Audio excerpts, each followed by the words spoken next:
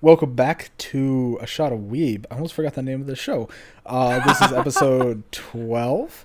We did Kill la Kill Part 2. Part 2, baby! Part 2! Part 2. Oh, yeah. Yep. So we had covered episodes 1 through 13 last week, and this week we're doing 14 through 24. Yeah, so count this as your disclaimer to the fact that we are going to be speaking about the second half of a full series here. So if you're okay with that, or if you've already watched our last part of this, feel free to keep going. But if you haven't seen the first half... Go back and watch that first half, too, because it's a banger. I was about to say, you just walked all over me. I'm wounded. I'm sorry. I apologize. Such a bad co-host.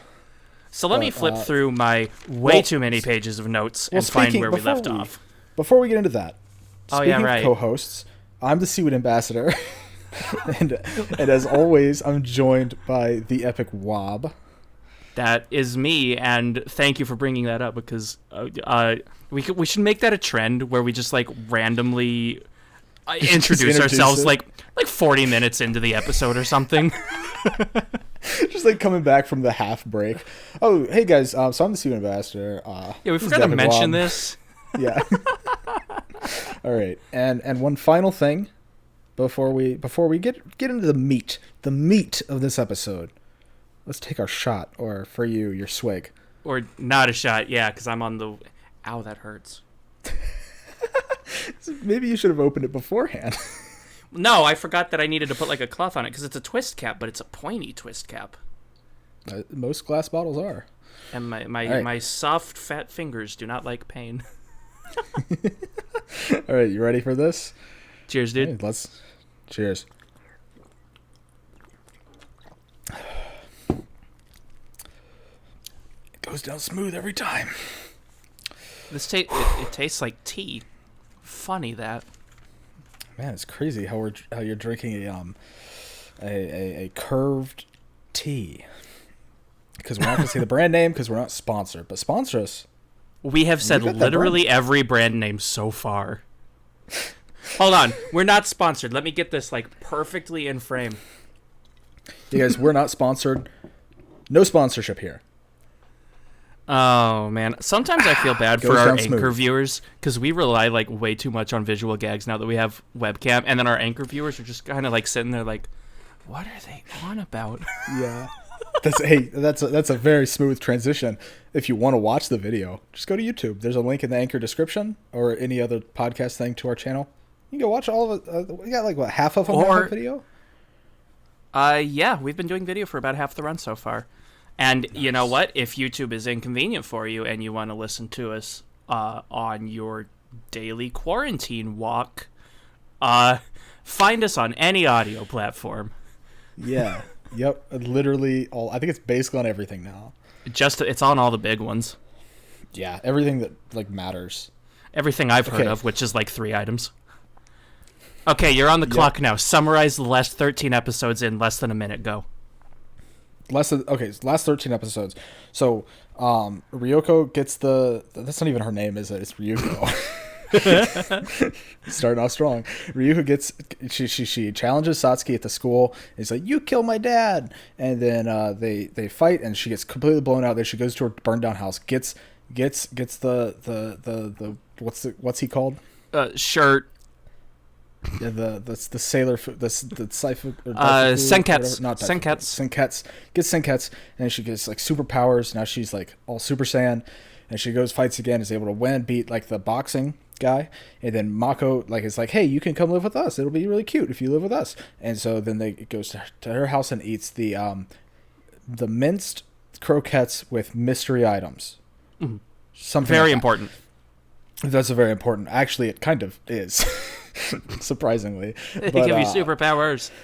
Yeah, and so then after that, she like there's a bunch of stuff that happens. There's like an obstacle course they have to do one morning to get to school, and like Senketsu gets stolen, but then the girl can't wear him, and so whatever, and then Ryuko realizes that in order to use Senketsu to full potential, she has to have no shame and must get naked in front of everybody, and then he can use less blood and be more powerful, and then Satsuki gets Junketsu and puts Junketsu on, which is the same thing as Senketsu.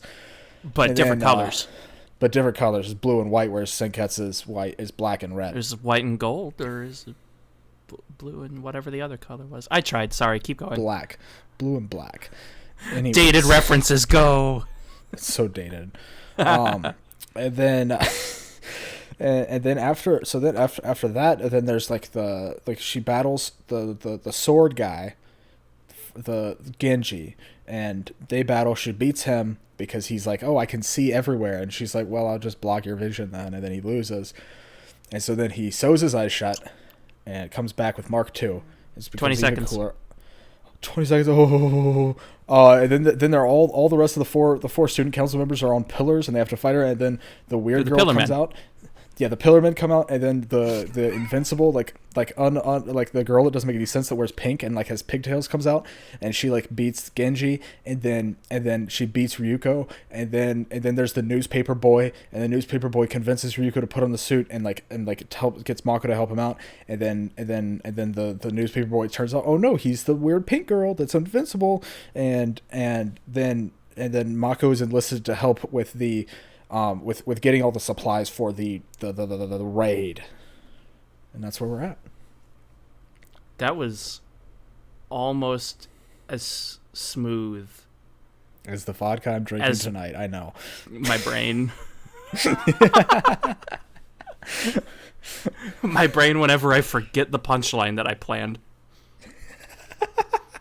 Oh man. Oh god, my phone went off during that too. So let me put that on silent. You didn't even mute your phone? Dude, get on my level. I've had my phone on silent for 4 years. Doug, we're professionals here. What if I have an important phone call that I need to take? I haven't gotten a phone call intended for me in so long. I got one today, but it was the first one in a while, and it was from my dad. So. Oh, wait. Oh, yeah, I did get a call from my dad. Okay. Yeah, you beat me. You got me. Anyway, so we're caught up now. We basically we took 2 hours to talk about that last week. Okay, but there was a little bit more in there that I wasn't able to cover. Just a tiny bit more detail. Just a little bit. It's not like every scene of this show is important to everything, the core themes, character development, everything that happens in the show later on, set up, like everything. It's not like that's true in this case, right? Oh, totally not. I went to the wrong page. I have too much written. All of these words, and I can read about 3/4 of them. Well, that's better than my handwriting. My hairbrush is in my way. Sorry. That's a nice visual gag. You're a visual gag. Gamer, dude. Okay, right. So we're on 14. 14. Ride like the wind. I did not write down the name titles. Apparently all the names are like either. Apparently all the names are named after songs, but I only recognized like 4 of them. Oh, they are. Yeah. Oh, I'd never realized that until I'm now looking at the Wikipedia page. Yeah, no. Tell Me Why, Don't Stop Me Now, Crazy for You, I'm Not Your Cute Woman. Yeah, wow. That's cool. I love trivia. Yeah, no, I recognize like 2 of these name titles, these song titles. I'm not exactly very musically experienced, let's say. So, well, that's a shame. So, Raid Trip. Oh, and the OVA. I forgot about the OVA. We're not talking about the OVA because I forgot it existed again. We're not talking about the OVA. I also forgot to watch it. I should watch it eventually. Like, I didn't realize it existed until like 4 days ago. Probably. Yeah, I think I brought it up too. Yeah, sometime last week you were like, hey, we should talk about the OVA. And I'm just like, wait, there's an OVA to my favorite show that I absolutely adore? I didn't know that. Yeah, and then we still didn't watch it. Yeah, and then we just forgot about it. Yep. Oh, well. But so we're not going to spoil the OVA for you because neither of us have actually seen it. So, but episode 14, we're going to spoil that one. Raid Trip. There's like a mini arc here. It's like 2 or 3 episodes long on the Raid Trip. Yeah, Raid Trip. So, what's her name? Sasuke. Satsuki. Sasuke. You did what show? What is that from? What show is he from? Wait, I thought it was the pink hair girl from Naruto. That's Sakura. You know, because she has pink hair, so her name's Sakura. You have pink hair? Your name's not Sakura.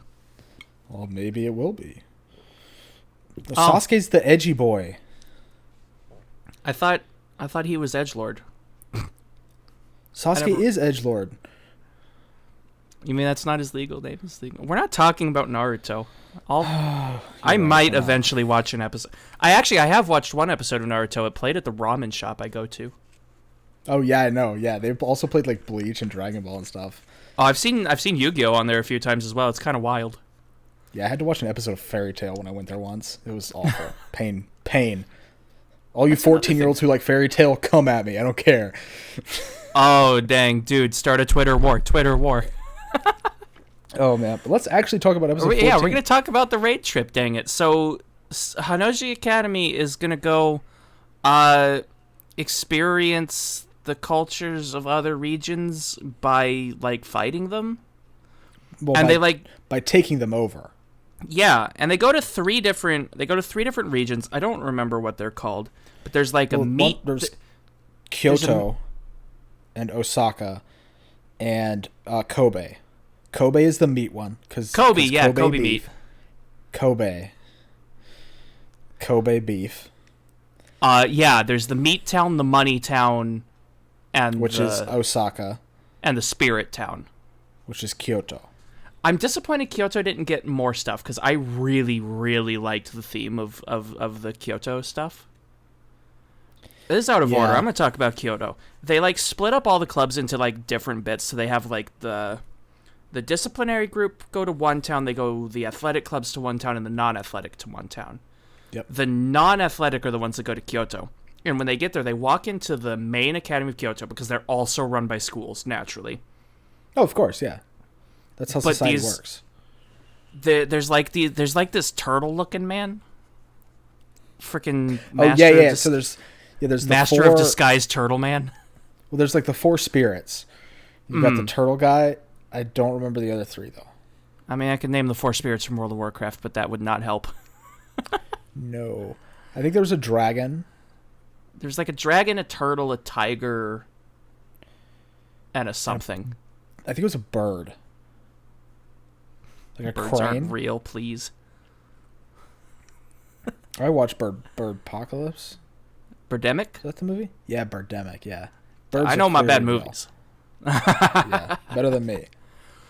But they're like, aha, you cannot take over Kyoto because we're guarded by the spirits. And they summon the spirits, and band girls, like, play music at them until they go away. But then Which Computer Man... Yeah, it didn't work. And they're like, aha, spirits can't hear. You can't affect our stands like that, buddy. Because essentially what they kind of were? Question mark? Yeah, I mean... I hate saying everything is a stand if you try hard enough. I make fun of you for calling everything a stand. I do call everything a stand. It's bad. It's like an actual medical issue that you have. But like that's like the closest thing I think I can call them. Yeah. I mean, they didn't really do anything. They were kind of just projections. But then the computer man shows up and they're just like, "How did you get here? I thought you were back at home." And he's like, "Yes, I am. I had the film club 3D project me here." Uh-huh. Yep.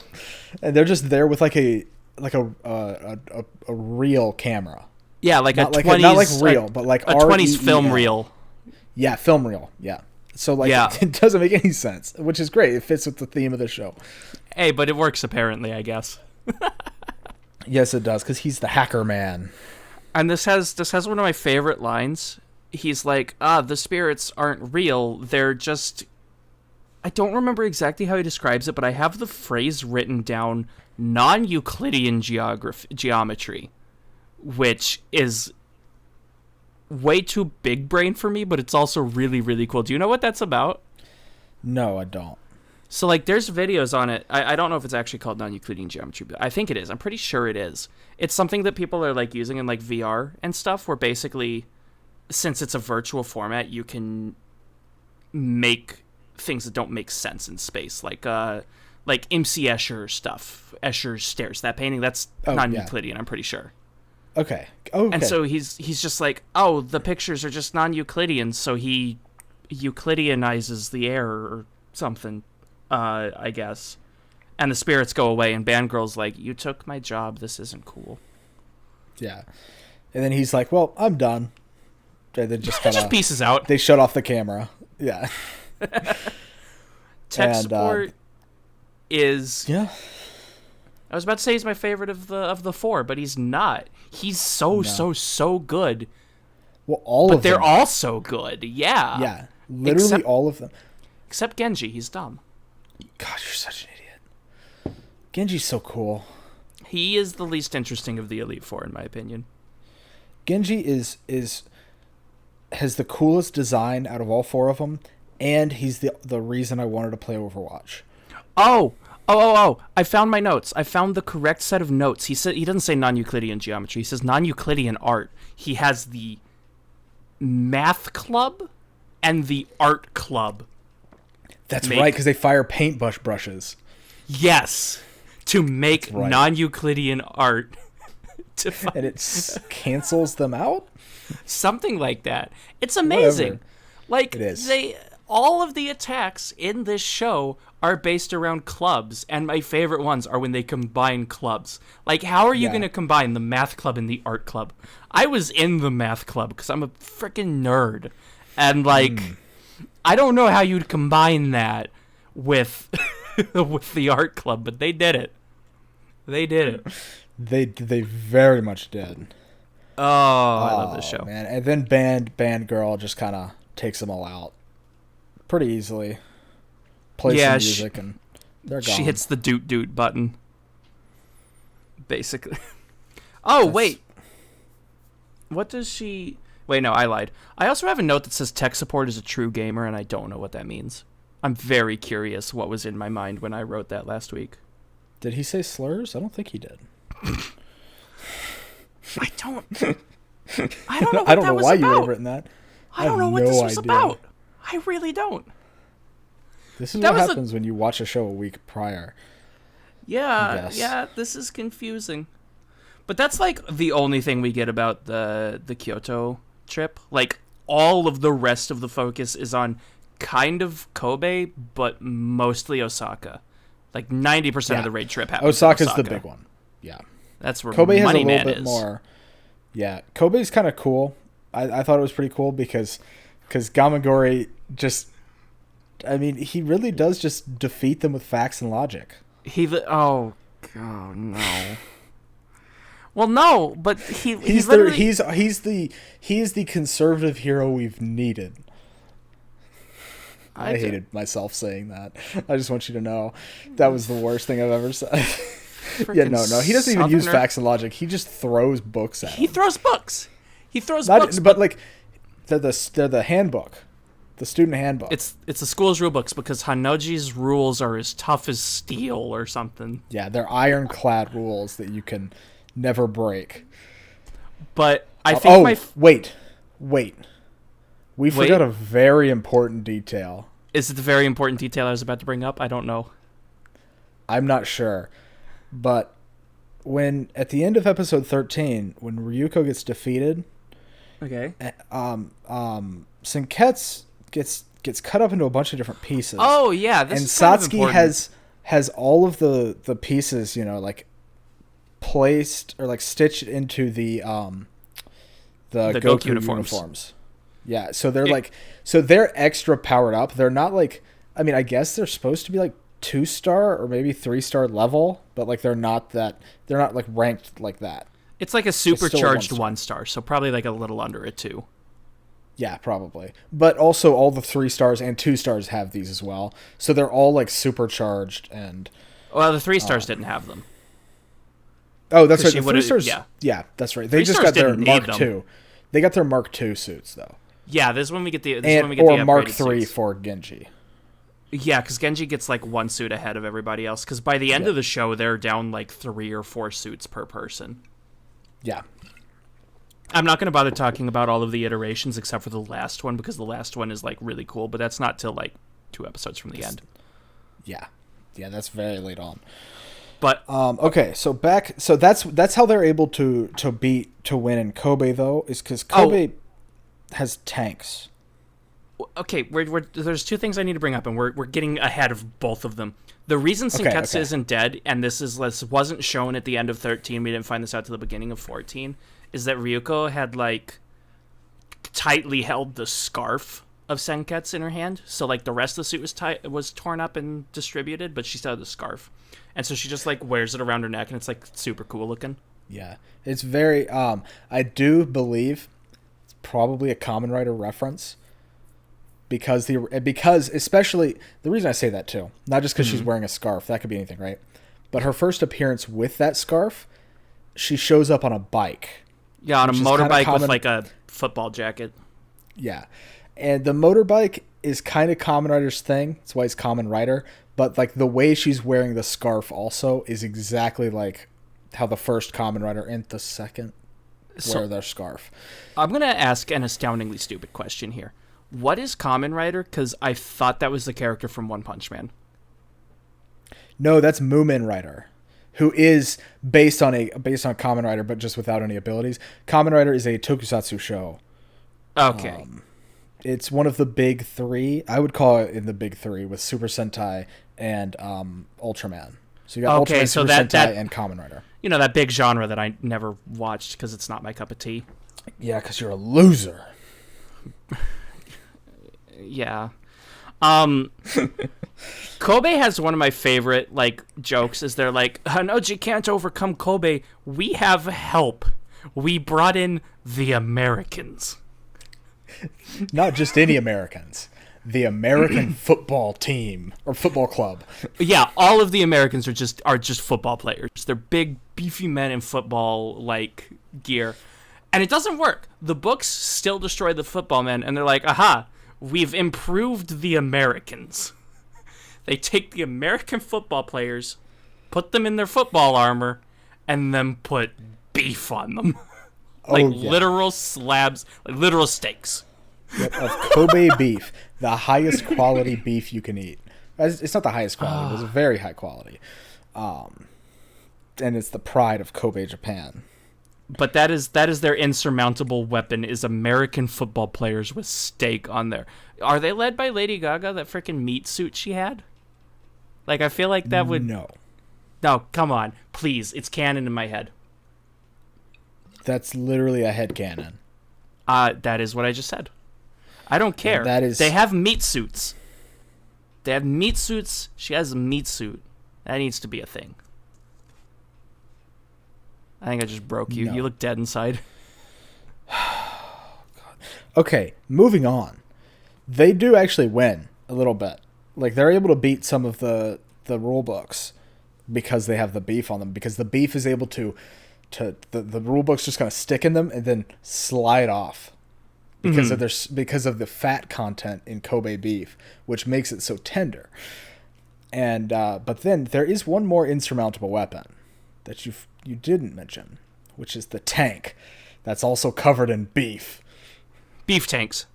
There's only no, not tanks. Tank. There's only one. For beef whatever tank. reason, there's only one tank, and they're able to stop some, for a little bit, and then the 1-star students grow their rule books. Yeah, which, I mean, yeah, that because the power of Senketsu. Yeah, I mean, I guess it's normal. At this point, I'm willing to accept anything that Kill la Kill throws me. I'm not going to be blindsided. You're watching Kill la Kill. They're holding the book. They just stretch the book out, and you're just like, yeah, all right, that makes sense. Yeah, that works. Yeah. But then the really cool thing about this though is that it doesn't just bounce off, deflect it in some random direction. No, it perfectly deflects it right back to the tank. Naturally. And the meat is not strong enough to stop I don't know, what do you call a shell, I guess is what they're called. I think it's called a shell. I was going to say a mortar, but I know that's not right. No, mortar's a separate thing. Yeah, I think it's just a shell, a tank shell. Whatever, tank or artillery. Whatever. We've already demonstrated that we don't know tanks. Very clearly, yes. Shameless plug if you want to watch us talk about tanks. Hey, yeah, check out Tank Girls. It's great. Oh, that was a trip. That was a trip. So is this. This is a trip to 3 different areas of Japan. Which, we've got one area left to talk about. Of the third area, the only one the show really seems to care about more than like 10 minutes is Money Town. Is Osaka's like a trade town, I guess, yeah? I think so, yeah. There's like a lot of like shops and stuff there, like a lot of restaurants. It seemed a very touristy location. Yeah, it is a very touristy location. Because, I mean, Mako goes ham with buying the shenanigans. Oh, yeah. And, like, have you seen that image? Like, it's a pretty famous image of, like, this one restaurant, and they have a giant crab, like, above their, like, sign. I can't say it's, like, massive. Okay. Well, that's in Osaka. It's in the Yakuza that games explains the crab suit. Yep. That's why it's a crab suit. Yeah. They go up to the school in Osaka, and there's like this dude with like this poofy, like super gaudy, like fur coat and gold teeth, and he's just like, "Aha! Yep. You cannot defeat me. I have money." And they start literally shooting money at the Hanoji students. And then, and then the kicker is because because who's the one that's there? Because it's not. That's the one that Genji went to, yeah. That's where the athletic clubs are. Yeah. And I think Genji picked up the money. And it was like, wait, this... Oh, no, that was Ryuko. Wasn't it? One of them picked it up, and it just has the rich man. It's his own money. Yeah, well, he picked it up, and he was like, this doesn't feel like... Is this counterfeit money? And he was like, no. What are you talking about? This is my money, which is it's better than the Japanese currency, because our name is even better. Yeah, it's like the Takamada clan group. Corp? Yeah, it was. There's two companies in Japan basically at this point. Mm-hmm. It's him, and then it's the Kiryuans. The Kiryuans. Yeah, that's like the only 2 companies, so they control like all the money. The Taka whatevers. They I think control it's Takamada. The Takamadas control the west, where the Kiryuans control the east. How is there a west and a east? Japan's like a vertical. Like, didn't you see how it was split up? They just basically turned Japan on its side. Well, they also just turned Japan on its side and split it up. Wait, yeah.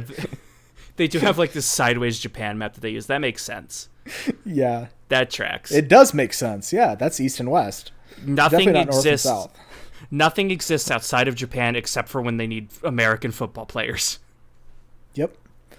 Yeah. I mean, name one more country. We do actually see a bunch of other countries later on when they like show the shirts taking over the world. They like flip through a bunch of countries all at once. Pretty sure that's still Japan. They kind of control the world. Paris is in Japan now? Yep. They took it over. Okay, that's fair. I've been playing a lot of Civ. That makes sense. Yep.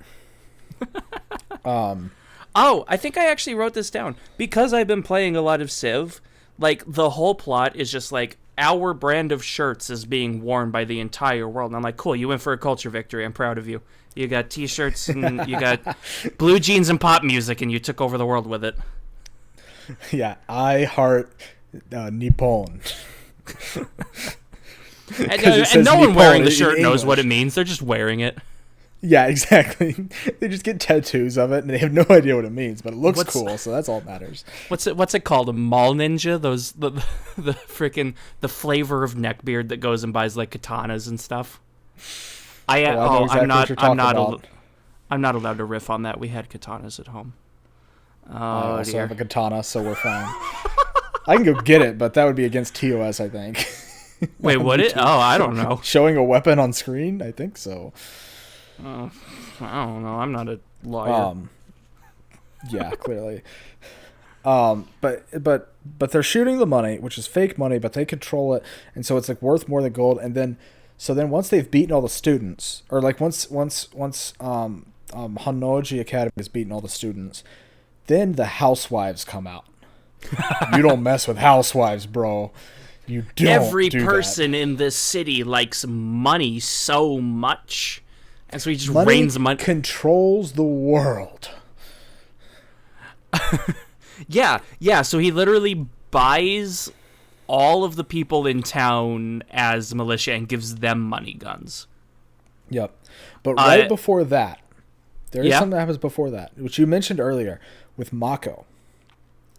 Yeah. Mako sees because she's just like moving soccer balls.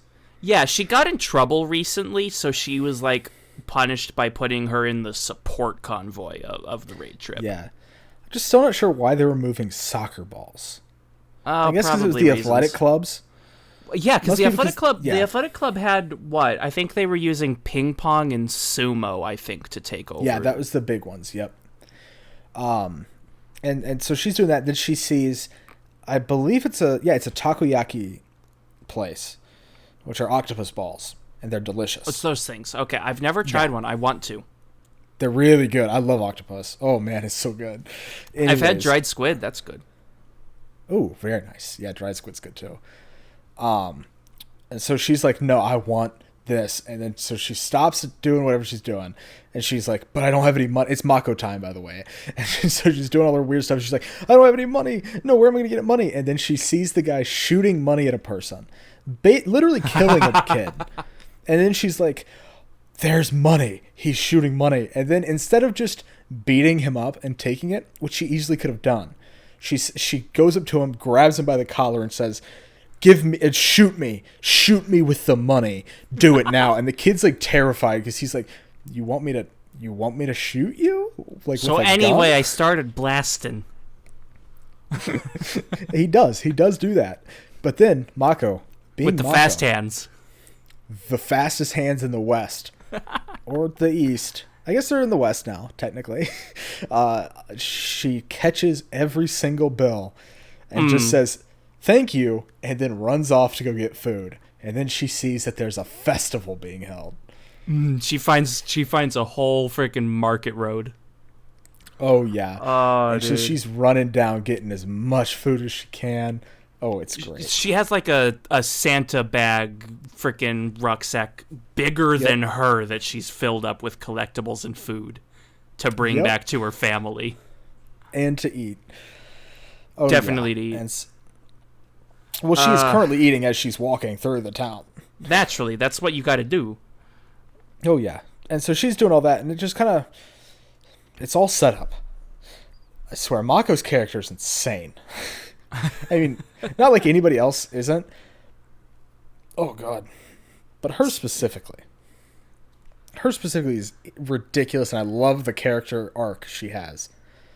I mean, it is pretty great, because she's not even supposed to be there, because, like, in an earlier episode, she talks to someone, I think one of the professors, and she's like, I can't go on the raid trip. I don't want to go, but I'm angry that I don't have the option. Yeah. And now that she's here, she's going to enjoy herself. Instead of working on some stupid convoy. Yeah. Because the convoy is all like 1-stars. They're all part of the lineup. Yeah, it's not even just the 1-stars. It's the 1-stars who all look the same. Yeah, they still do, yep. And so, but then this is like about the time when like Ryuko kind of shows up in her cool little Kamen Rider cosplay. It's pretty cool. Mm-hmm. It is a really good outfit. It is. And we find out that she's been taking every scrap of Senketsu because if she gets all of them together, he can self-heal. Mm-hmm.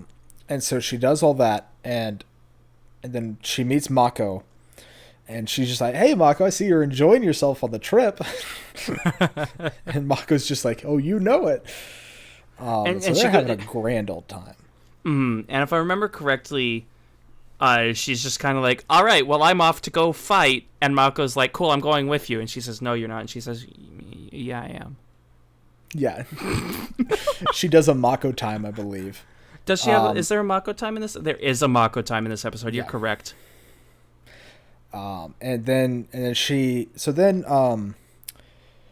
find out that the last piece of Senketsu, which is the glove, which is kind of the key component to let that's where Senketsu, that's where the blade is to cut herself. The transform mechanism.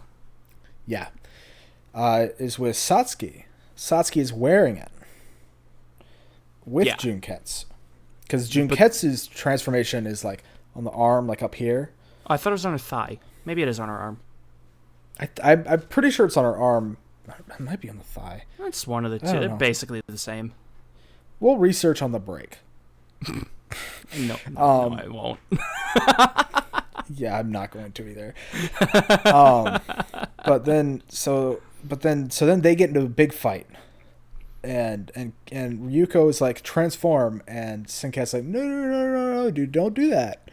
Because if you do that, then I'm gonna take a lot of blood because I can't control it.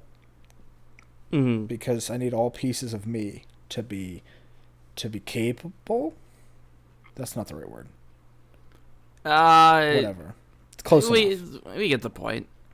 Yeah. But yeah, and so she ends up having to challenge Satsuki without any of her like power. And they do it and they fight. There's also a crab mech that's like doing its own thing, but that's off fighting Gamaguri. Not Gamaguri. It's pretty cool. Yeah. No, it is Gamaguri because all of the rest of them show up. Yeah, because they've already finished Kobe and Kyoto at this point. And then they're like, Genji, are you useless? Why haven't you won yet? Everybody always rags on him. Yeah. Oh, man. I do kind of feel bad that I don't know any of their name besides Gamaguri. That's exactly the same problem I had. That's why I gave nicknames to the other three. Yeah. It's what? I've been too reliant on the nicknames. I could have learned their names if I didn't have your stupid nicknames. It's Gamaguri, Jakazure, Inuyasha. Not Inuyasha. That's a different anime. I have these written down. Hold on. Inimuta and Sanagayama. Yeah, Sagayama is tech support. Genji. No. Oh. No, tech. Oh wait, you're right. Tech support's Inimuta. Yeah. Sanagayama. I didn't even have the nickname Genji yet, so I just wrote him down as that guy. The disrespect. Look, he's so basic compared to the others. He's just man with sword. It's not a sword, dude. It's a bamboo sword. Yeah, you just called it a sword. It's a sword. It's man with sword. The material of the sword doesn't mean it's not a sword. He plays kendo and he shouts the same 3 words all the time. And that's cool. And he can't see because he stitched his eyes like a shrunken head. He did do that because he was too reliant on his vision. Yep. We've already talked about that. Yeah. I even mentioned that in the recap. She ends up fighting Satsuki and wins or doesn't win. I think she makes like a deal and is like, hey, go home and I'll go home. And they're like, okay, we've already taken over the entirety of Japan, so I don't mind leaving. Yeah. Because they fight the crab mech and win. There's a crab mech. It poops on Gamaguri. It's cool. Because the rich guy turns into the crab mech. Yeah. It's basically like a Goku uniform, but not a Goku uniform. Yeah, it's just a robot. And then I think they defeat it by having the sword man jab the sword up his butt. Probably. Sounds about right. It was uncomfortable. It was pretty cool.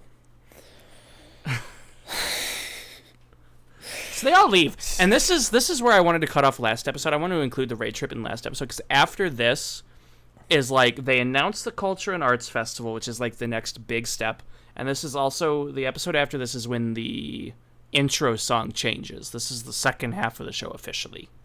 Yes, we get the new intro, which isn't as good as the first. Oh, you are bad taste. The second OP is so much better. In every way. Visuals, the song, everything. The reason I say the first one's better is because it's the one that I can actually remember any of. I always forget the first one. See, now I have the other problem. I have the other way around. Yeah, that's just... You don't have good taste in music, but I already knew this.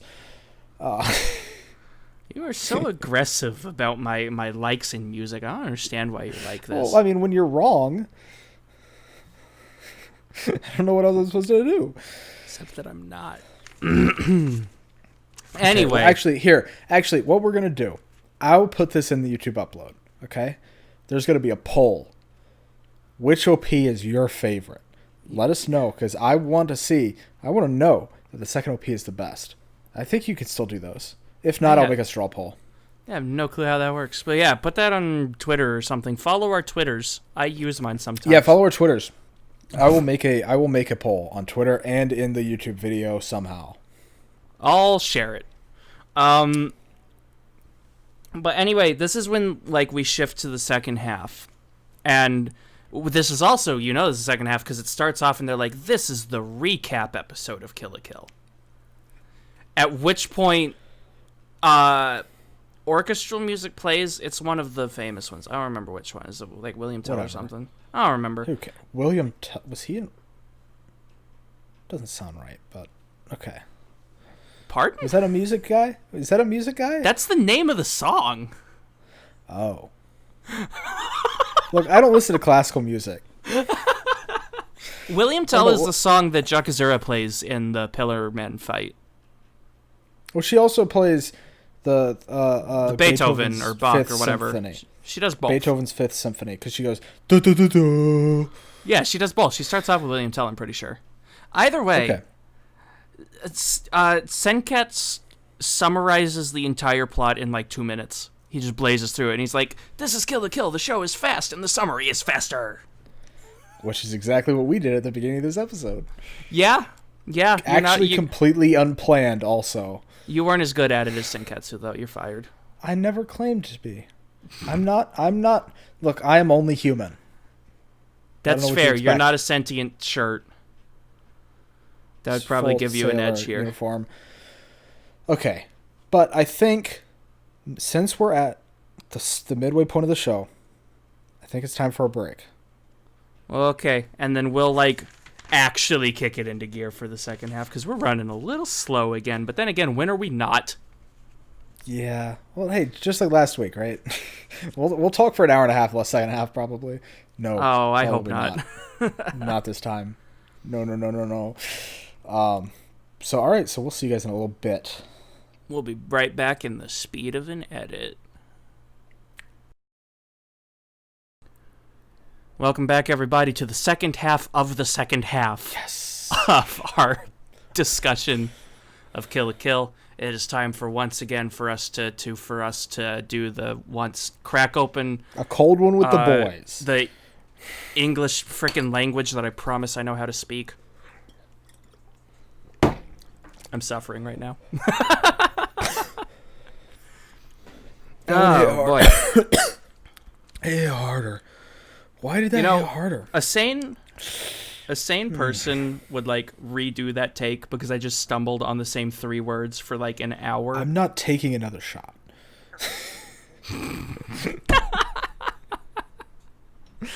Oh boy. I like how we said that this show was supposed to be super unplanned, off the cuff. Things are gonna go wrong, and we're okay with it because we're drinking and making a podcast. Uh-huh. It's gonna go wrong, but then things go wrong, and I'm like, wow, weird that happened. Yeah, I mean, trust me, okay, because we're both editors, right? So I understand. There's things sometimes if I'm filming something and something doesn't go exactly right, we'll get that back in camera. I'm not fixing it in post. That's a nightmare. Post is, I hate that phrase. Fix it in post is cancer. Fix it in... I specialized in post-production. All I do is fix things in post. Yeah. But just people saying the phrase when they're filming, I'll just fix it in post. No. Yeah, we'll just CGI you. You're still here. Do another take, please. Oh god. Look, we all want to go home. So anyway, we're on the second half of the second half. We're on part 2 of 2 of Kill la Kill. We're on part 4. Part 4 of 4. Yeah. This is the final part. We're not going to ever talk about Kill la Kill again in our lives. Not once. I am not allowed to make references to this show. Never mention its name again. I'm going to fail that literally next episode, I'm sure. You'll fail that after we get done recording. I mean, so will I, So, yeah. So we get a bit of a plot dump in episode 16. After the Senketsu recap, We find out that the best boy, whose name I've forgotten, the sewing boy, is Satsuki's butler's nephew. So, like, family matter. Iori. Iori is the butler's nephew. That's important. It is important. Except that it's not. It's not really important, yeah. But, I mean, he's the best boy. He still looks so, cool. Like, we need to know the lineage. Exactly. He's super rad. And the butler's sick, too. I love the butler. He just makes tea. Exactly. And he's just like, yo, I got tea. Yeah. What's the guy in Batman's name? He's got tea. Alfred. Yeah, he's like the Alfred. And he's super cool. I love him so much. He's super chill, but he doesn't have as much sass as Alfred. One of my favorite... Oh, you got me detouring already. One of my favorite Batman panels that I've ever seen is Alfred has, like, the food tray, and he's like, I've prepared you dinner, Bruce. And he's like, I can't. I must leave to save the city. And as Batman, like, turns and runs away, you see Alfred open the tray that has nothing on it because he knew he wasn't going to eat dinner, and still dumps the empty tray over the trash can. Oh, that's amazing. Oh, man. It's so good. I need to see if I can find it. I need to rewatch those movies. Oh, God. Oh, boy. I haven't seen any of the animated movies. I saw half of one, and I saw Batman Ninja. That one was a trip. Yeah, no, we're not talking about that Bonus one. episode on Batman Ninja win. That might only be enjoyable drunk. Wait, you don't like Batman Ninja? I loved that movie. We're talking about Kill la Kill. Okay, let's get back to Kill la Kill. We have so many episodes to talk about. We're super far behind. I have a note that says dick shadow. We get a shadow of someone's dick. I don't remember who. But that's probably the teacher. It's either the teacher or Gamagori. It's one of those two. Oh, actually, it might be Gamagori. Yeah, one of those two, because they've both got big dick energy. So, but here's the thing, right? Here's something. It's not really like spoilers or whatever, but like it is towards the end of the show. There's only two. Okay. There's only two characters that have genitalia in this entire show. Do you know who those are? No, please enlighten me, friend. So it's Mataro, Mako's brother, and Guts. Because at the end, nobody's wearing clothes at the end. But like, there's only two dicks you see, and it's Mataro and Guts. And that's not a joke. Therefore, this show is 50% furry, and by your own logic from before recording, this show is a furry show. There we go. I never said I was attracted to Guts. That's you That's your own impression. That we didn't even record. The conversation that like people don't even know what we're talking about. That wasn't even on the recording at all. Like not even pre. That was like way earlier. But that's the only two genitalia in this entire show. Everybody else is flat, except possibly there's a shadow of some mysterious man. Of a mysterious man. You get shadows from the professor, and you get the suit attack from Gamagori that clearly doesn't look phallic at all.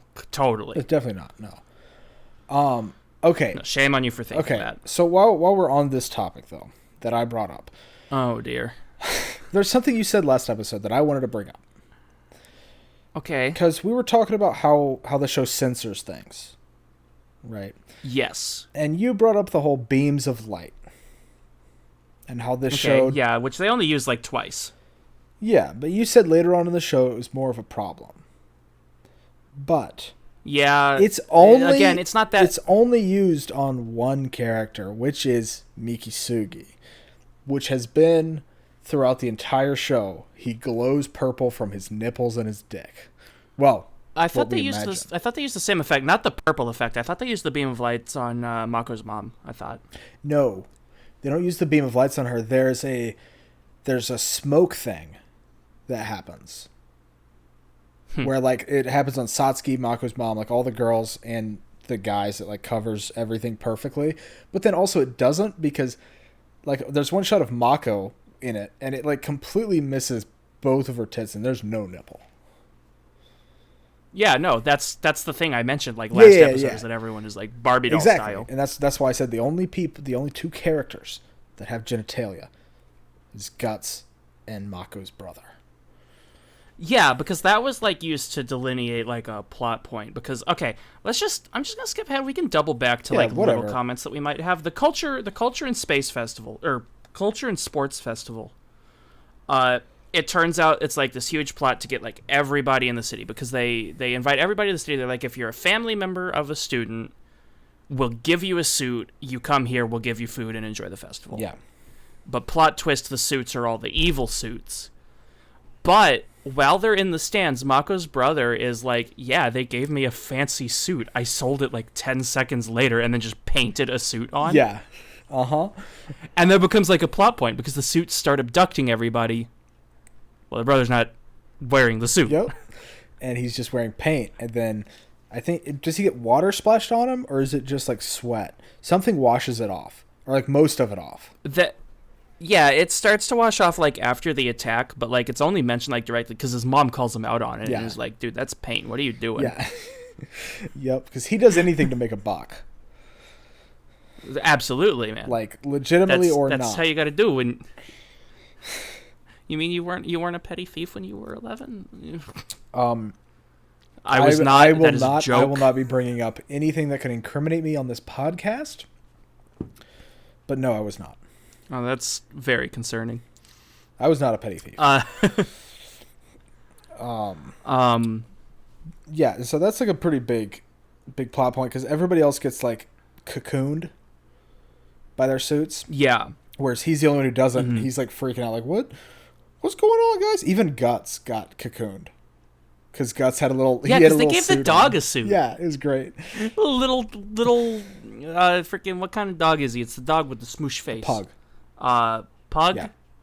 Yeah. Yeah, and all he can. He's got a little pug suit. I love how they give him a little pug suit, and all he can say is Guts. It's great. I love Guts. Guts. He's just a Pokemon. He's a Pokemon. He just says really his is. name. Yeah. Oh man. But so we've got, all that happening, and I'm trying to remember what. Continue on from here. You go. Yeah, we skipped a bunch of stuff, but I think it's like completely okay because it turns out that it was a plot by Regyo Kirin, or as I wrote her, Rainbow Space Mom. Yeah. Because there's a scene earlier where she's talking and she gets like super handsy with Satsuki, and it's like very uncomfortable. She does that like 3 times. She does that with everybody. There's one scene in particular. This is a little farther ahead. That made me... Is it the one with Satsuki and Newey? No, not even that one. The one that made me the most uncomfortable is when Satsuki had Junketsu on, but like it couldn't, like she was able, like the mom was able to win easily, but instead of just like beating her, she like puts her hand down in the no square and like rubs up. It was not okay. That's like all she does, and it's like not. She's a very sexual it's like, character. Show, don't give me this. I don't want it. I mean, there's like multiple shots of her just like rubbing her tits. Multiple. Yeah, like no. There's like her 3. There's like 3 different sequences where it happens, and it is like the bad part of the show. Yeah. There's like. I'm not often going to say there's a bad part of the show because I love this show. That is the bad part. Well, okay, but here's the thing. I don't want it. Here's the thing. I don't think it's a bad part of the show because it's coming from the villain. Right? It doesn't change the fact that I don't like it. Well, yeah, but like it helps to solidify her character like as not a good person at all. There's no redemption for her because of these acts, which I think is a very effective use of that kind of thing. I don't condone that type of thing, obviously, or I hope that's obvious. But like because it's being used by the villain and none of the other characters do this. Like she is like the only sexual character. I don't know. We do get one sequence. I just saw this in my notes. We find out that Nudist Beach was founded by Ryuko's dad, this like hunched over bearded scientist, and like it's either Ryuko or Mako. I think it's Mako starts envisioning this like hunched over scientist man with just like a bunch of girls around him. At a nudist beach. Okay, but that's the thing, right? That wasn't his character though. So like his character inherently wasn't sexual. That was like a little like gag scene, which was funny because there was none of the R word involved. I don't want to get like super demonetized and like just completely because I feel like that word's pretty rough. But yeah, so we find out the News Beach was founded by Dr. Matoy, and there's also primordial life fiber. That's the other plot thing we get, is there's this big bundle of cloth that was like the thing that came to Earth and spread the cloth everywhere. And also the reason that humans became humans, because it sped up evolution or something. And it's a spaceship, kind of. Yeah, it's a lot of stuff. Space. It's a lot of stuff. I think it's just a life form that that can live in space, that doesn't need like oxygen and stuff. I think that's what it is. Mm-hmm. Yeah, it's kind of wild. It makes sense. Like the rest of the show. But yeah, and so like we see they try to sacrifice everybody at the Culture and Sports Festival, and they like announce that that's the plan for like the whole world. That's why they're putting Revux brand on like literally everybody, because Revux covers thingy is the life fibers. Yeah. And they're putting it around the entire world so that the entire world gets sacrificed. Yes. But they're starting with Hanoji. They're starting with just Hanoji. Yep. Like that's like the central location, because like the life fiber ball mass thing, like the original one, has to go there, and then it like is able to control everything through the satellite, so it can connect to the satellite from Hanoji Academy. Which yeah, is the Hanoji Tower is like a broadcast thing. Yeah, which is why that's like the main hub of everything that's going down. Yeah. And we get a sequence where they like announce that they have the DTRs again. I don't think we talked about this in the first episode. The Nudist Beach has a robot called the DTR. It's like this little mech suit, and you plank in it, and it's like feet. I don't understand how it works, but I don't understand most of the show. It doesn't make sense. So, but they have in like the very first episode, Mohawk Man, for the first episode the DTR is in.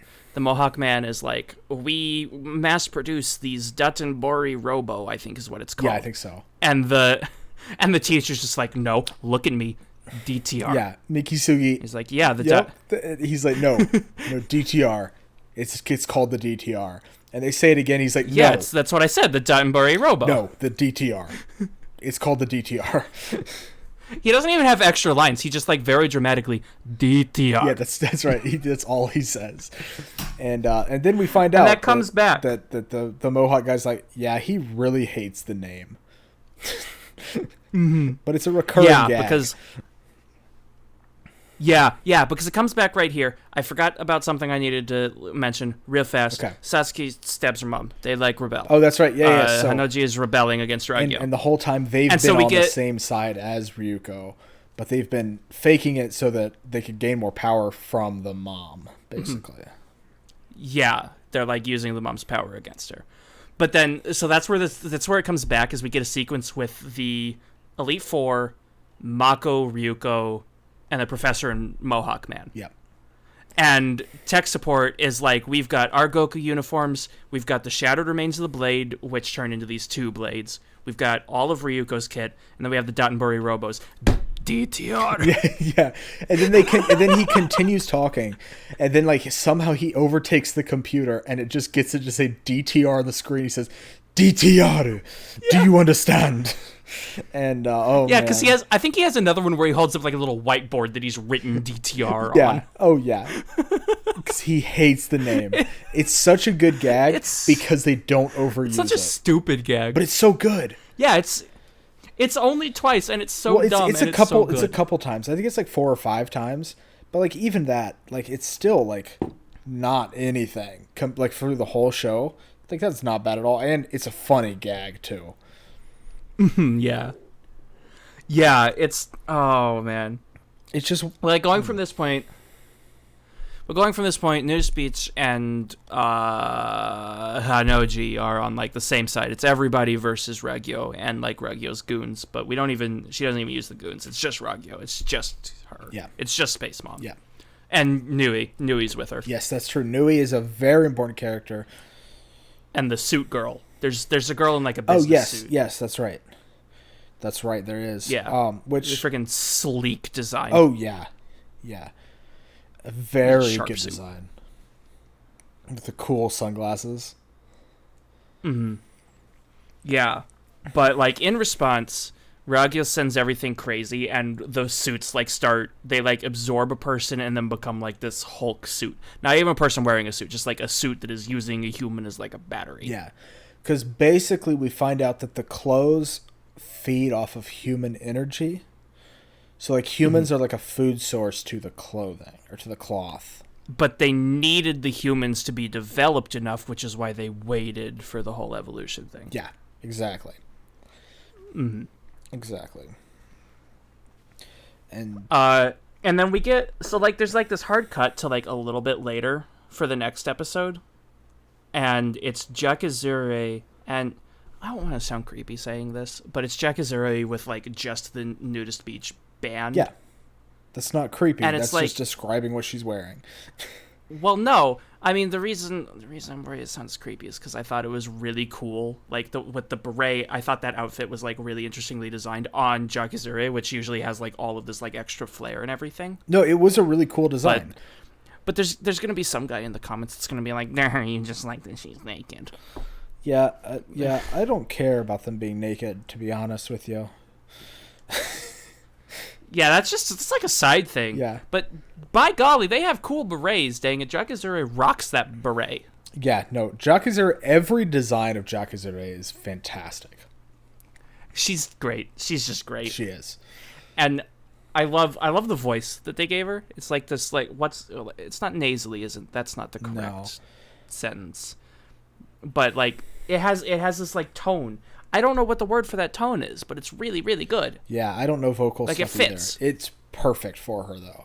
Every voice is perfect in this show. Yeah, because Gamaguri is like super loud and aggressive because that's what he does. He's big and in your face. He's got a really super deep voice, and everything's great. Oh man, I love Gamaguri. I'm morbidly curious to what the English dub sounds like. Is there an English dub? Probably. I assume there is. Most likely. I think Funimation picked this up. I want to say. I don't know. I don't know who actually picked it up. I don't know. I'm very wary of English dubs because I've only found like 2 that I like. Yeah, I have a few, but for the most part, I just would rather just watch it in Japanese. Yeah. Yeah, I think there's only one show that I can think of that I watched with the English dub, and that's MHA. And that's just because it's what I'm familiar with. Yeah, I don't like that dub. But this is not the MHA podcast. This is the Kill la Kill part 2 of part 2. Yeah, when we talk about MHA, when are we going to bring that suffering on ourselves? Never. Because you're not going to like what I have to say about it. That's a bold statement. Next episode, MHA. Oh, I just clipped the mic. I'm so sorry. No, it's not next episode. I can promise you that. We already have next episode planned. Yeah, we actually plan some things ahead. It's not very often. Actually, no. We're catching up to so I said that we never plan anything, but then out of nowhere we planned 5 episodes ahead a while back. Yeah. And next episode is the last of those 5. And then we're just done and we got to figure out stuff. That's scary. Yeah. We planned 2 months ahead, and we're reaching the end of the railroad trek, and we don't know what's after that yet. Because it's up to you. Because next episode, yeah, that's right. Next episode's a friend recommendation, but then after that is your fault. That's true. Whatever it is. It is. All right. Well, I'll have to figure that out later. But back to Kill la Kill. Kiru la Kiru. Yeah, let's stop being super meta all of a sudden. There's soup beasts. That's what I called them. I called them big soup beasts. I don't know what else to call them. It's that's just so funny. Oh man, we went from extremely real life stuff to the farthest abstract thing you can possibly think of, just in an instant. I mean, it's better than what I thought I said. My handwriting is super bad. I thought it said big suit breasts, and I'm like, what? Well, kind of. I mean, yes, but no. What? That is where the heads of the suit beasts are located, though, is in the breast of the suit. It's in their stomach. It does this withered face sort of thing. Yeah, it reminded me a lot of. I know you haven't seen this, okay, but in the OVA of Devilman, I believe it's the 3rd OVA. So Amon, the Apocalypse of Devilman. How many of those are there? There's 3. 3 OVAs. And I believe in that one is the one with the turtle. The turtle, like, demon. Look, just watch it. It's cool. Yeah, I have no clue what you're talking about. He has all these faces of the people he's killed on him, but they're not dead yet. They're still, like, kind of alive, but, like, there's no way they can go back to human form. But it reminded me of that kind of thing, the way the faces were. Okay. So it was kind of cool. I don't think it's a reference. Yeah, basically. But, like... Because, like... Yeah, we find out they're still alive because they have like this tube. It's like this experimental tube. Yeah. I want to make a reference. I like the way you say that. No one will I like the way you say tube. That's funny. What tube? Yeah, they're like going for some serious tube posting. Again, no one's gonna know. I don't even know what that is. Dang it! Yeah. I'll tell you later. Okay. It's dumb. But Gamaguri is like, I need to move my mic. Gamaguri is like, we can use this experimental suction tube to pull the person out of the suit. And he takes a tube and he jabs it into a suit and it just pops the person out. Yep, and it works. They're like in the fetal position as they're flying out, spinning rapidly. And it's really cool. And they're like, yeah, and so Gamaguri's like, it works. Oh, there's like a scene where Gamaguri's like freaking out because Mako got kidnapped by one of these suits. Yeah. Because somehow they rescued the rest of the Makenshoks, but not Mako. And, like, there's this fun scene between Gamaguri and Mr. Makenshok. Like, those two have a fun dynamic. Yeah, they do. Because even though Gamaguri is, like, twice his size, Mr. Makenshok will tell Gamaguri what to do. And Gamaguri, like, kind of respects him, I think. Just because he's an adult. He respects all of the Makenshoks. Yeah. Like, he has respect for Mako. Like, serious respect for Mako. Serious respect. Almost into another form. Kind of evolves there.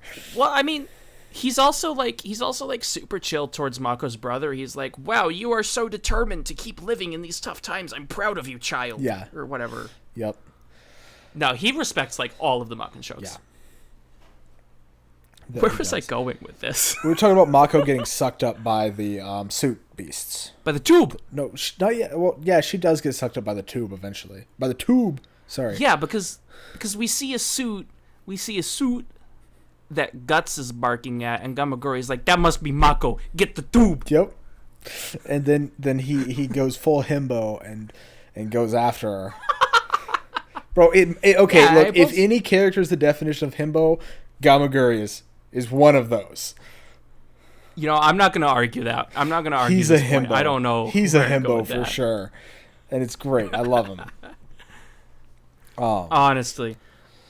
And so he goes after, saves Mako, and Mako pops out, and she's like, "Oh, cool, I'm out." And Gamaguri's like, "Oh, thank goodness! Oh my god, thank God!" And just very happy Mako's around. Until Gamaguri's like, "Wait, small girl, you are naked." Oh yeah, and then he's like, "Put this on," and he's like blushing, and then Genji is looking just straight at her, but because his eyes are sewn shut, he can't actually see anything. So it's really funny. I like that. Like the whole like framing of that shot was so funny because like Gamaguri is like, yeah, he's blushing and looking away, but his eyes are like looking behind him, and so like he's like still like looking at her, but like it's so good. And Mako doesn't care. And then it's also there's this weird side by side because there's one bit where Mako's just like standing, like she has her arms behind her, like she does whenever she's excited and talking or whatever. And she's completely naked or whatever. Yep. You don't see anything because that's like the MO for this show. Because you see, because you're behind her, so like they don't have to blur anything because it's just her butt. It's like in shadow. Yeah. Or actually, wait, do you see butt? I think you see butt. Either way, you see her butt, but like you don't see like anything on the front, which is like what actually matters. But she's standing like right next to Gamaguri at this point, who's like literally 3 times her size, and it's kind of hilarious. It's great. Oh yeah. Because Mako is tiny and Gamaguri is not tiny. Yeah, Gamaguri is the opposite of tiny. He is large. Gamaguri is whatever size Gamaguri needs to be. Like, actually, though. I swear, he grows and shrinks throughout the entire show. Oh, man, it's great. So much. All the characters do that, but he does that, like, to an excessive degree. The only person who does it more is Newey, and that's because Newey is an incomprehensible being. Pretty sure Ryuko says that. Newey is literally a cartoon character. Like, yes. I know technically they're all cartoon characters, but you know what I mean. Yeah, she's like a Looney Tunes in the world character. of Kill la Kill.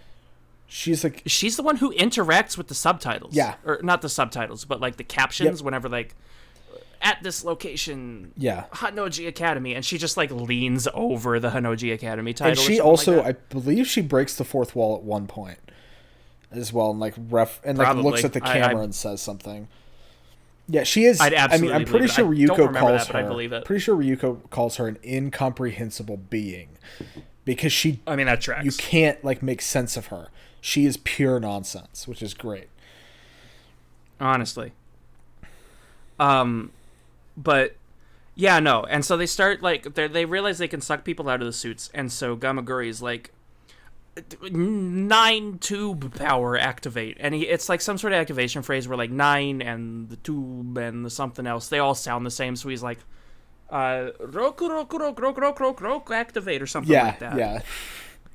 Because he just does a bunch of them at once. I think I just said 6 like a ton of times. Roku is 6, not 9. Whatever. I don't know. Whatever. I'm rusty. Yeah. So what 9 Q. is? Yeah, Q. Q. Wait. No. It's Q or Q. It's one of the two. It's not Q. It's not Q because Q is 10. Wait. No, 10 is Ju. You're right. It's Q. Oh yeah. That's what it is. Yeah. Yeah. It's Q.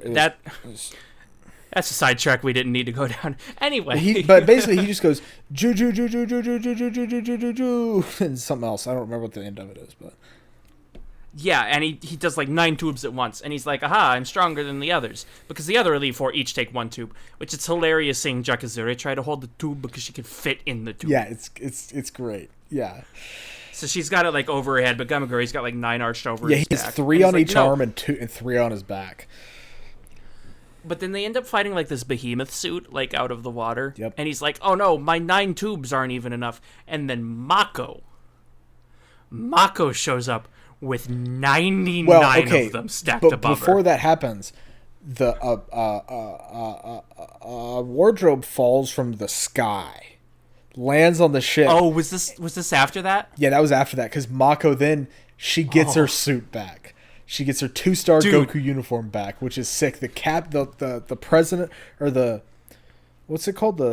Is it president of the Fight Club? Yeah, president of the Fight Club. Whatever. Leader of the Fight Club. Yeah, she gets her Fight Club. Yeah, club president of the Fight Club. She gets her suit back. Oh, man, bro. I mentioned this in our last episode, in our first half episode. I mentioned that, like, they have this uniform, and then it comes back later. And this is what I was referring to. It does come back here, and I remember the first time I watched the show, not during the rewatch, but when I was watching it for the first time, I'd never seen it. I was just checking out this cool show I'd heard of. Yeah. She had like completely given up on the Fight Club like ages ago, and just out of nowhere, I'd put it out of mind. I thought it was done and over with, and this wardrobe lands and the Fight Club comes back. I lost my shit the first time watching this show. Dude, I went berserk when this happened. I forgot that she got this suit back on this rewatch, and I went berserk when she got it. I was like, it's such a big thing. Let's go. You know the critical meme? That was me. That was me. Let's go. Oh man, it was so good. And Pogfish, bro. Spam Pogfish in chat. It was fantastic. Dude. I loved it so much. And then so she pulls out 99 of these things. But they're all just the tubes. She outdoes Gamaguri. Yeah. But she's also like, I don't know exactly how they're working, because she's just got them like stacked on top of each other. It's like a pyramid. So like, I don't know exactly how it works, but like, hey, it makes sense. I think it just works because they're fighting like Suit Behemoth, which has like thousands of people in it or something. I think it also just works because it's Kill la Kill. Oh yeah, are they on the boat now? Yeah, I think they've they're been on the boat. It turns out the Nudist Beach headquarters can turn into a boat. Yeah, and it's a cool boat. A sword boat. It's not just a boat; it's an aircraft carrier. Yeah, and it has the. But they have no aircraft. Datenbori Robos. No DTI. But like, but at the same time, the primal life fiber is awoken, and it's like flying over the world, because this is like when they're trying to start like activating the covers.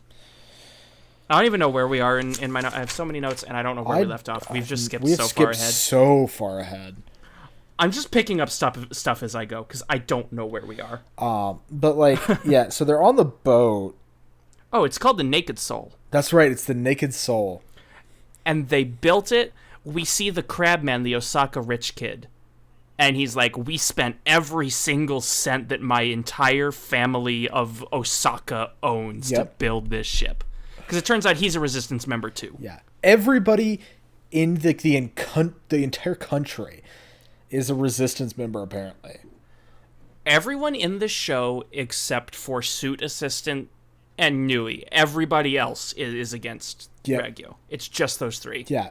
And her goons. Yeah, she has goons, but, like, the goons are, like, basically 1-stars, but they don't even have Goku uniforms.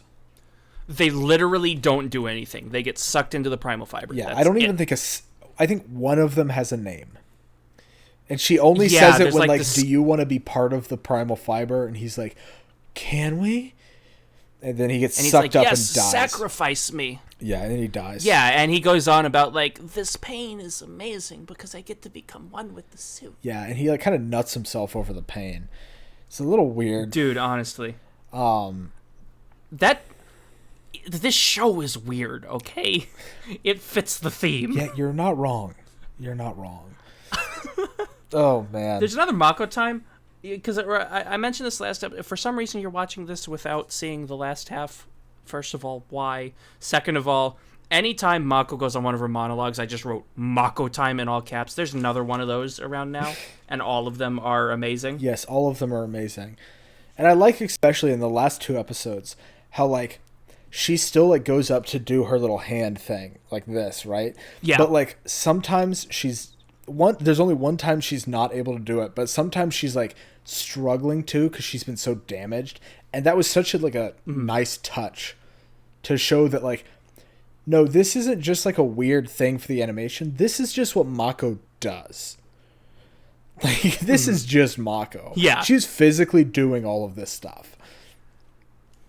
I have one note that I really like that I forgot about. I think this is when the giant thing is fighting. It might not be. No, I think Satsuki starts fighting at some point. Okay. No, this is when Ryuko starts, because Ryuko gets, like, mind controlled by Junketsu. Regio. By Junketsu, yeah. So we have her wearing Junketsu, and she starts fighting Satsuki and Mako. Yeah.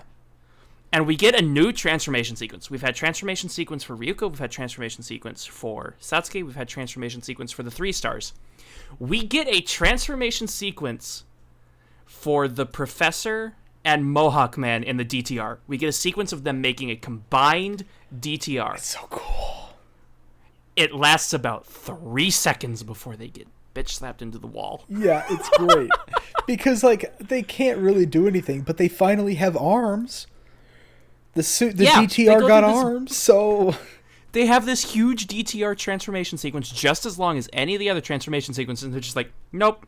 Yeah, it was great. It's so good. It's so anticlimactic. Yeah, and that is okay. One thing I wanted to note here is that I love color swaps for characters, right? Okay.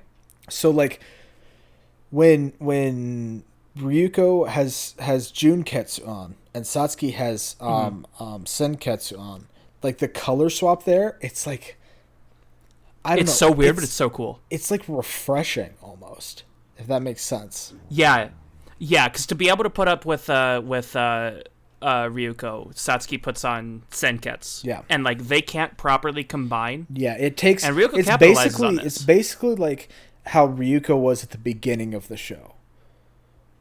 Yeah. Basically. Yeah, because Ryuko picks up on this is Satsuki can't, like, properly connect with Senketsu, so she's telling him what to do, and then he does it of his own free will. Yeah. And so there's, like, a delay between things happening, and she's like, aha, you are too slow because you have to speak. Yep. And that's cool. That was really cool, yeah. But then she gets yeeted on. Yeah, she does get yeeted. We get to see one more person in Senketsu, because we have a Mako time. We have Mako put on Senketsu to try to talk sense into Ryuko, because when they mind controlled Ryuko, they put her in, like, this, like, fake world where she's, like, getting married or something. Yeah, to, like, it's very discordant. The guy she's getting married to is, like, it's a weird. I don't remember what it is. Isn't it just like a fiber? It's, like, not even, like, kind a of person. Yeah. I mean, he looks vaguely person-like in the first sequence, but in the second sequence, when Mako kind of like mind melds with her and breaks in, she like stabs the groom, and he's just a pile of fiber. Yeah, and that whole scene is great. It's like a very emotional scene too. It's freaking trippy. Yeah, it was weird. Very trippy. I mean, good weird. Yes, good weird, but weird. Yeah, very good weird. But like, I think like the part that hit me the hardest about that one is like Mako's like, okay, fine. If you're just gonna stay like this, then go ahead and kill me because I don't want to be your friend if you're gonna act like this. And without hesitation, Ryuko just slashes her, but Senketsu blocks it, so Mako doesn't actually get like, cut. But like you can see this, like the look on Mako's face was it broke my heart, bro. Like it was so sad because she like kind of she was like, oh, that she doesn't care about me kind of face. It was like she actually did it. It was very heavy. Well, she did it without hesitation too. Yeah, which I forgot. Yeah. I forgot most of like the ending part of the show. That was like the part that I remembered the least, and so like that hit basically like I was watching it for the first time.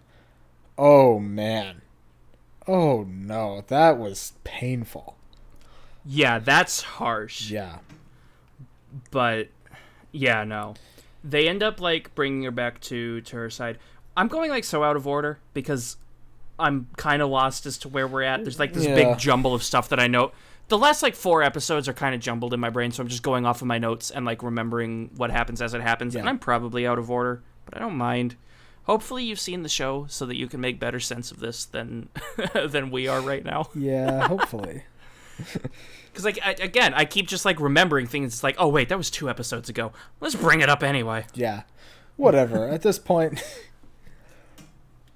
Because before this, there's, like, a dialogue. So, like, right when Ryuko's first brought over to, like, the mind control, there's also this weird, like, bed scene between Ryuko, Regyo, and Newey that happens. And it's just like, all right, cool. Y'all do your thing or whatever. But don't actually do your thing. But Newey has a bit of dialogue where she's like, yeah, I'm also kind of like Ragyo's daughter, so we're basically sisters.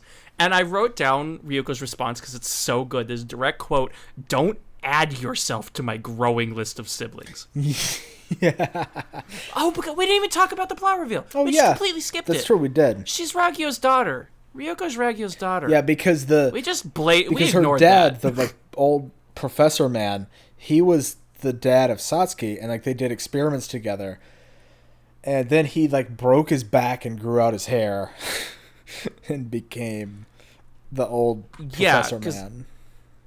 Yeah, because when Ryuko was born, they tried to do like experiments, or Ragyo tried to do experiments, and it didn't work. When and she's Satsuki was born, then like after she was born and stuff, like grew up a little bit, they tried to do experiments and it didn't work with the life fiber. So they tried it on Ryuko like right after she was born to like merge her with the life fibers, and she thought it didn't work, so she disposed of the baby. She literally just threw her away. Literally in a trash bin, or like in a garbage chute. But then that was all part of her dad's plan to get her away from there, to stop the fashion lady.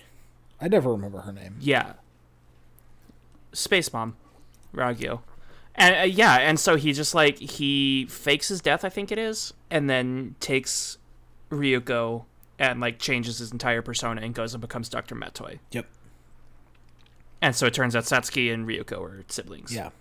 That adds context to the Newey joke that I just mentioned. That also adds so much context to all of the dojins you people make about Satsuki and Ryuko. Stop it. They're blood siblings. Get some help. Oh man. As long as you say no chromo. No, because they are chromo, even if they say it. Yeah, I know. I wanted to They're say the not line. It's the line, okay? Oh dear. Either way, so they're in the ship, and they're like, okay, all of our weapon systems are destroyed. I'm skipping around again. All our weapon systems are destroyed. But, like, here's the way we can damage the Supreme Life Fiber is to drive the sword ship into the thing. And so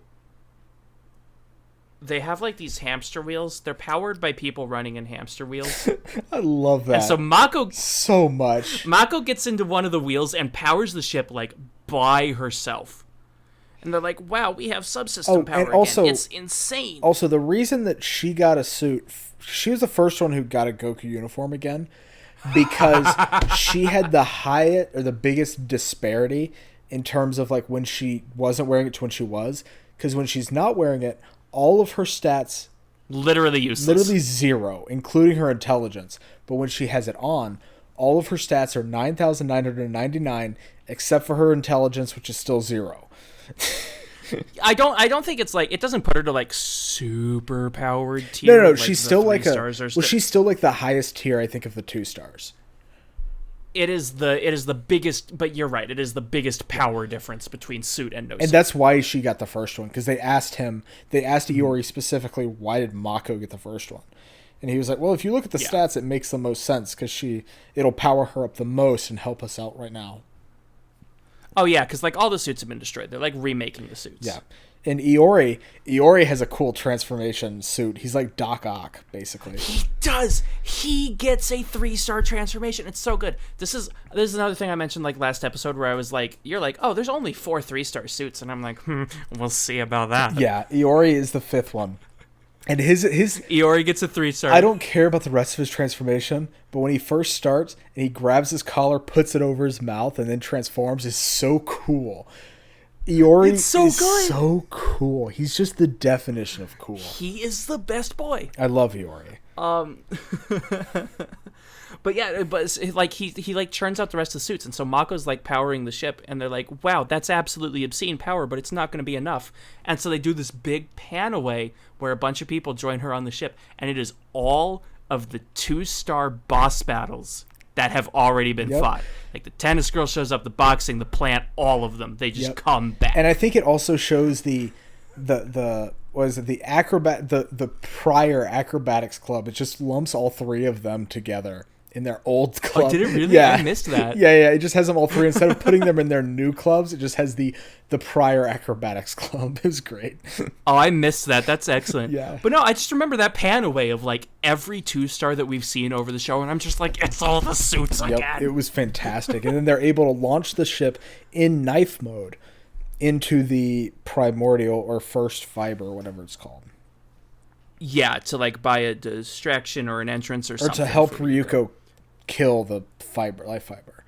Yeah, because that also technically won't kill the fiber. We found out exactly why it is or how it is that fibers get destroyed. We find out the reason there's a scissor blade is because if a fiber is cut, it'll just regenerate. But if it's cut from both sides at the same time, it can't regen. And how do we find that out? And we find that out because they slash... I don't remember who they slash, but Ryuko uses one half of the scissor blade to slash one direction, and Satsuke uses her like special blade to cut the other direction. It's with the Space Mom. It is with Space Mom? Because that's how she's able to easily regenerate. And then the big, like... Because then they use that against her later. They use that against Newey as well. Yes, they do use it against Newey as well. Because they take the Grand Tailor and they cut her arms, and they don't regen. Because I think she has like the scissor blade at this point. She takes the other blade from Newey. Yeah, because Newey and Ryuko have they have a fight on the ship, and Newey loses the scissor blade. Well, like she gets stabbed by Ryuko's scissor blade. She's like, "Oh, you shouldn't have given me both scissor blades." And then almost instantly, she just gets kicked, and like Ryuko has both the scissor blades. It's kind of funny. She's like, yeah, you have the blades, but I have my feet. Yeah. Yeah. While you were studying the blades, I was studying my feet. Oh, no. But she's like, oh, no, I lost, and runs away. And she's, like, bleeding all over the place, like her arms are just shooting blood. And she goes into the helicopter where the assistant girl is. And the assistant's like, hey, you suck. And she's just like, what'd you say to me? And it's just like bleeding all over. Squirting blood all over. And just like stands there for like stands there for like several minutes, and they just have a conversation while that is happening. Yep. And then eventually Newey so sews her wounds up, so she doesn't have arms anymore. Because she just sews her wounds up, and it's like, oh, that's not a problem. I can still sew, because she's like the best sewer on the planet. I don't remember exactly her title. Yeah, because she's the one who makes all of like the Revux suits. Yeah, what was her title? Like the Grand. It's French. It's couturier. Couturier. Yeah, that's right. Yeah. Yeah, I don't know. Reagio speaks French sometimes because she thinks it's cool, I guess. Yeah, and Newey speaks French even more. Well, also, yeah, like her attack moves are all in French. Something you probably don't know, but the Japanese have a very interesting, like kind of like fascination with France, which is why they have the Jean-Pierre Polnareff. Well, that. They also have the Tokyo Tower is literally just a miniature version of the Eiffel Tower. Yeah, I mean, what's this like Japanese French discourse here? What is it? Oh, I don't know. I was just kind of pointing that out. They have like this weird fascination with France. I mean, Tite Kubo, the author of Bleach, oh man, I hope I'm not wrong on this, but I'm pretty sure he went to a French fashion school before he became a mangaka fully. And that's why his clothing designs are so sick in Bleach, and why Bleach is so good, dude. Bleach is the best. I love Bleach. I don't know. Yeah, I know you don't. You can't read. I can't read. But they end up, so like everybody goes to fight, and they like finish making the suits, and they finish making, they finally remake the 3-star suits. The 3-stars get their suits last because they're already strong enough. Yeah. And they're effectively like Mark IVs, I think. Yeah, it's like the final. It's the final form. Yeah, they call it the final form, and they each get a transformation sequence. They each get a new name, and I wrote down the names because they're all super great. Okay. Because so Jakizure. So they call it like whatever regalia it was before. I forget what regalia. Jakizure's something regalia finale. Yeah. Which is like the least interesting name of the form. Oh, it's definitely. still good. It's finale. It makes sense. It makes sense for the music the others. theme. Yeah.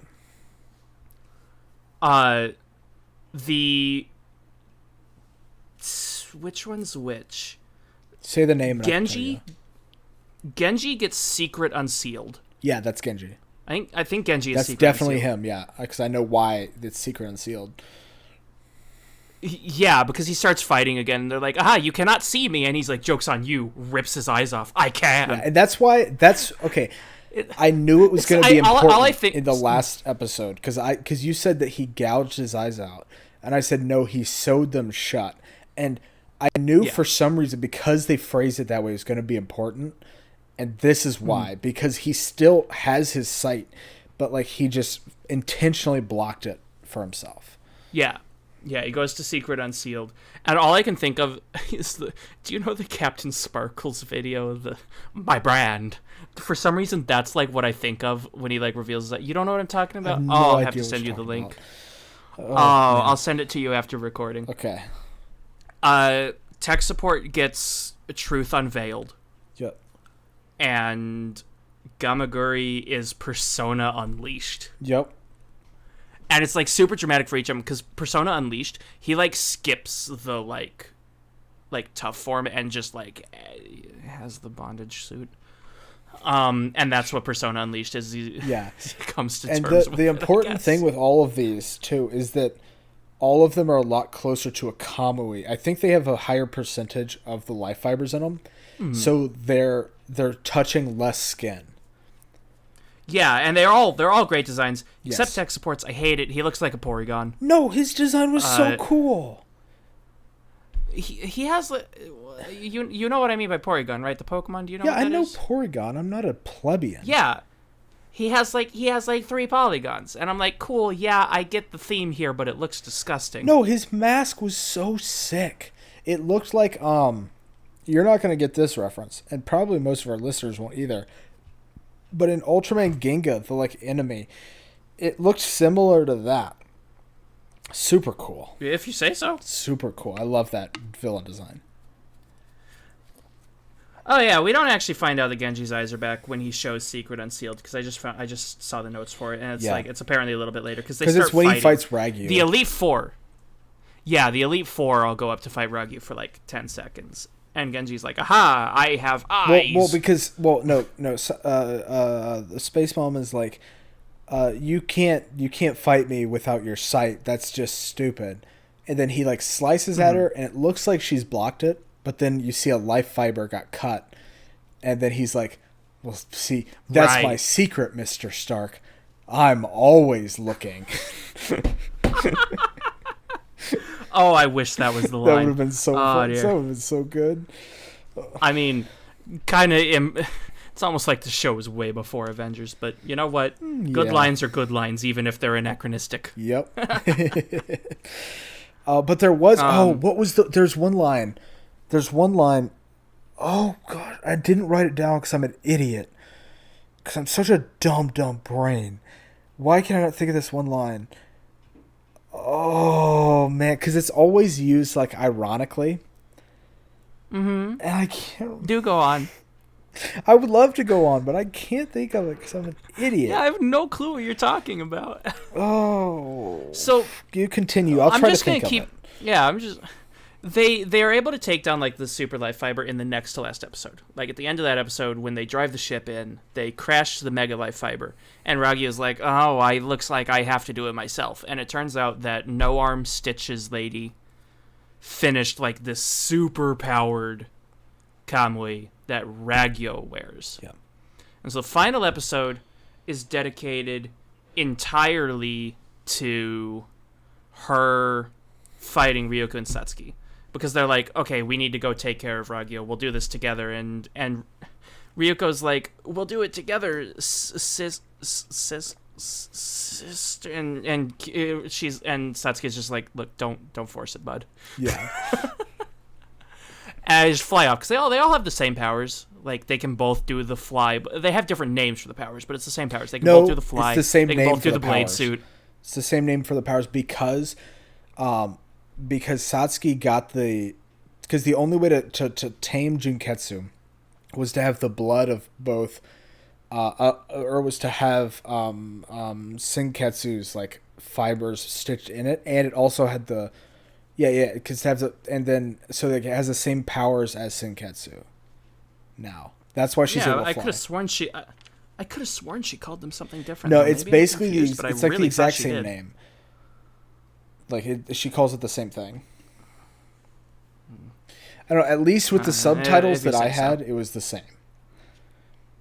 Oh, I also misspoke. Apparently, it's not until the final episode that we get because I found the title, the Ultimate Double Naked DTR. That's apparently not till the final episode. I was looking at a different note and thought that was this. Oh, nice. I don't know. Things happen. I have notes that I don't remember what any of them are. I might be able to help you because I watched the show more recently. Ragyu has like an anti-magic thing that makes all the suits not function. Yeah.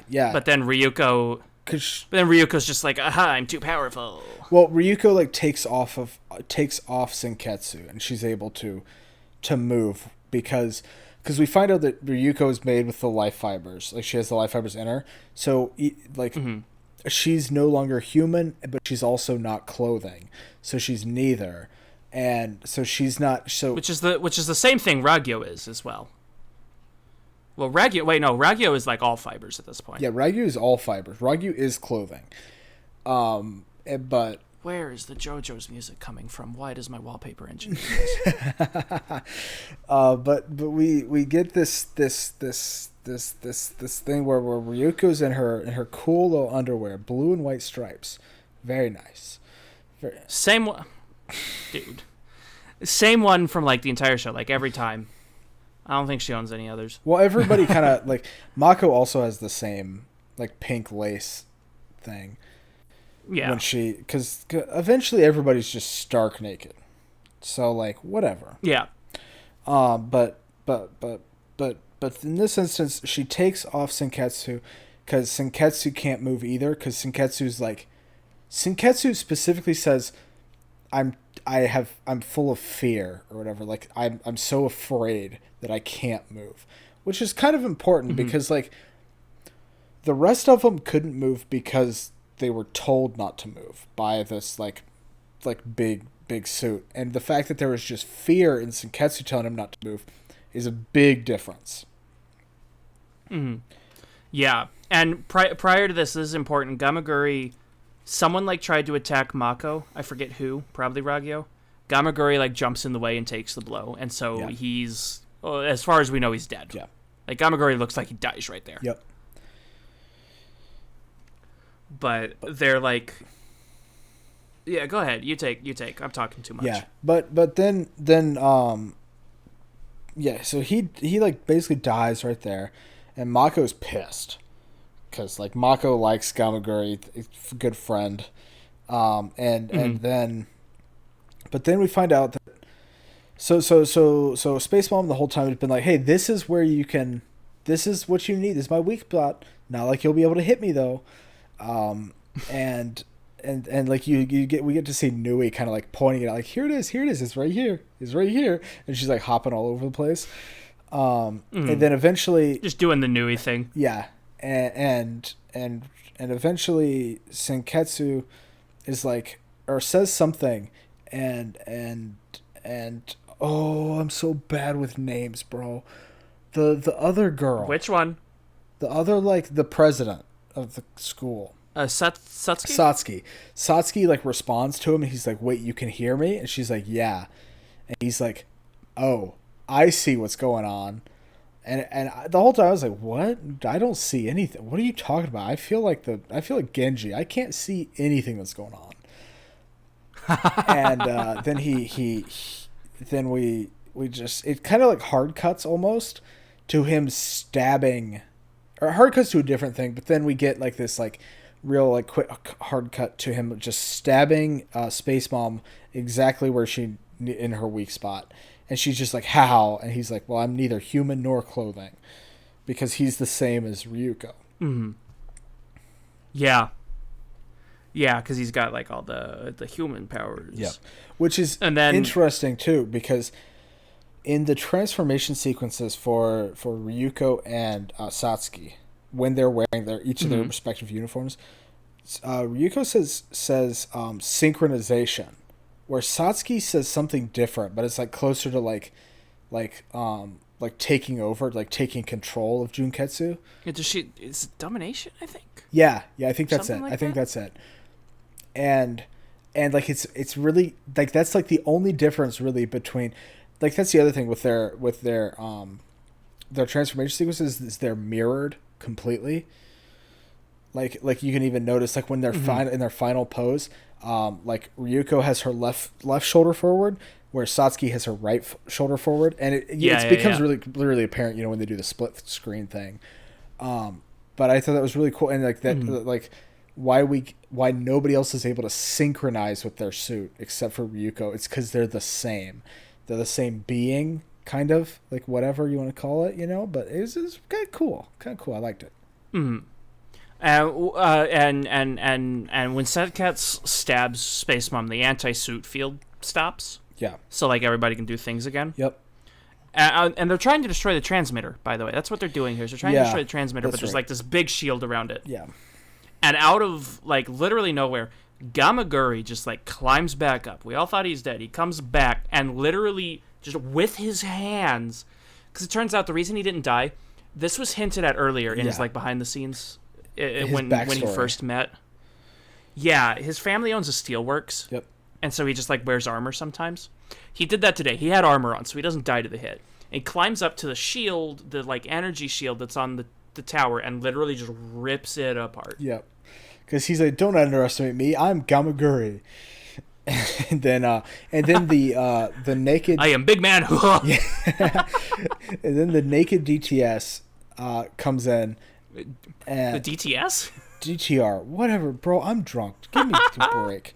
They come flying in. There is no break for us. They come flying in, and then the teacher Mikisugi, he's like, well, if we don't do something, improve our worth, then there's no point of us getting undressed. And they throw the suit into the communication tower to blow it up.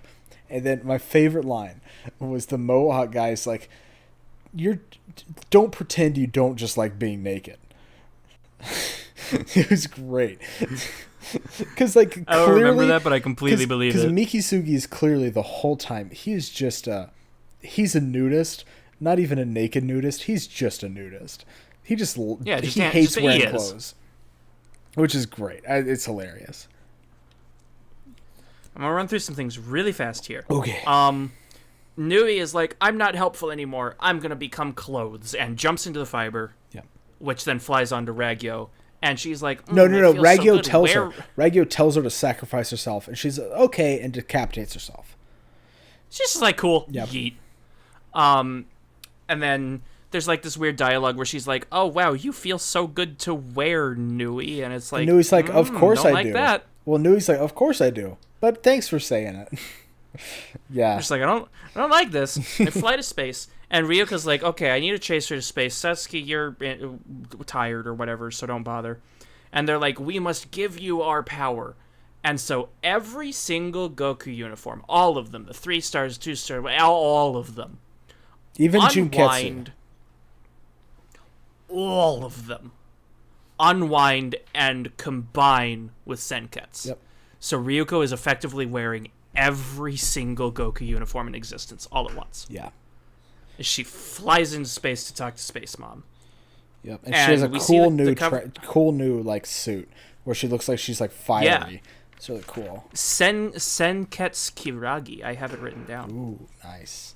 Such a good name. She takes the scissor blade and is like, you've been defeated. Does the scissors thing, and it doesn't work. Yep. It just doesn't work.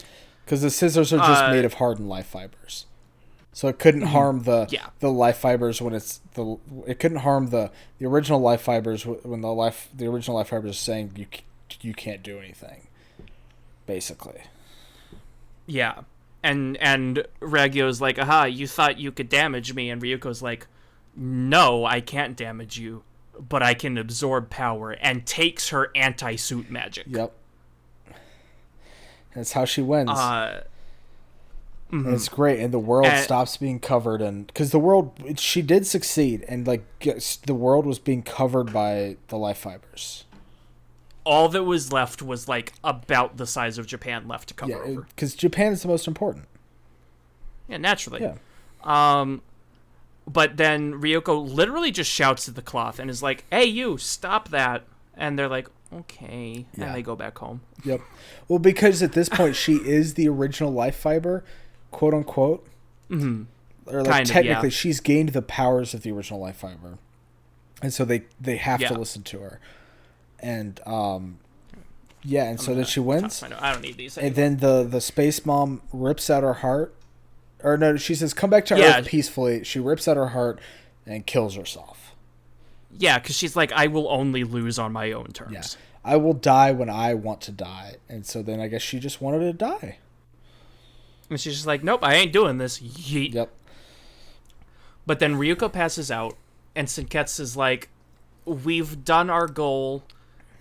You need to survive. I must do this. And like, crawls off of her and under her to like shield the heat as she's falling.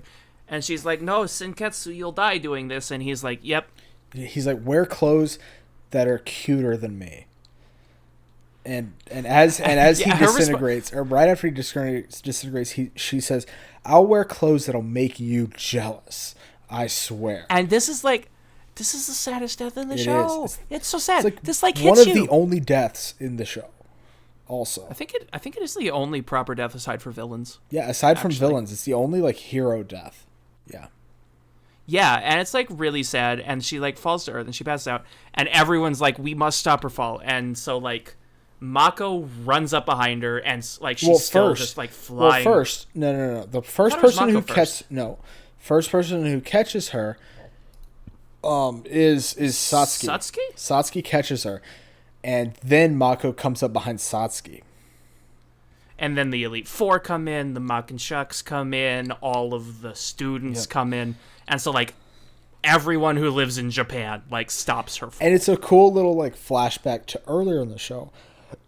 When Ryuko was falling, and she was passed out, and everybody was, like, yelling at her to wake up. We get that same thing, and at that point, it was Mako in the first time. And so, like, when you're seeing it, you're thinking, oh, Mako's calling out to her again. but then it's Satsuki, which is the big twist because they're sisters. Mm-hmm. And it's cool. And it's like this big like reunion of like all of the characters.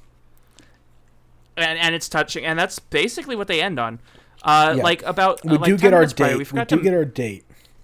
Yeah, we forgot to mention that right before Ryuko like flew off to space, Mako's like, "We're going on a date when you come back," and she's like, "Okay." She's like, "Cool." And it's cool adorable. Beans. They're just like, she's like, "Please, we got to go do all these things," and it's cute. And then she's like, "Yeah," and I come back. And the rest of this just happens during the credit sequence, as they're playing the final credits. Because Mikisugi, he's like, all right, well, all of this has finally been settled, but there's a lot of destruction. It's going to take a lot of work, but that's for us adults to handle. These girls have to go on a date. And they do. Yeah. They do during the credits. They do. It's great. And so Mako and Ryuko go out, and it's like there's like this disparity in the costumes because Ryuko's got like her tough girl leather jacket on, and Mako's in like this like frilly dress. Yeah, and Mako's got like this frilly dress, and they're so cute together. And this is where they meet up with the biggest tragedy of the show happens. Satsuki has cut her hair, and it's short. And it does not look as good as her long hair. It works well enough. Not as good. Long hair is better. Long hair is best hair. Okay. I'm going into end slate here, end slate territory. This is the biggest tragedy. Except it's not a tragedy. Both options are acceptable, but I prefer the other option. Ryuko and Mako are cute together. Okay? Yeah. I'm not going to argue that. But dang it, Mako and Gamagori were so cute, and I wanted them to be together. Okay. So here's the thing, because we touched on this outside of recording, right? And I told you that I both agreed and disagreed with that ship. Just like, I mean, we've been over this. I don't ship characters at all.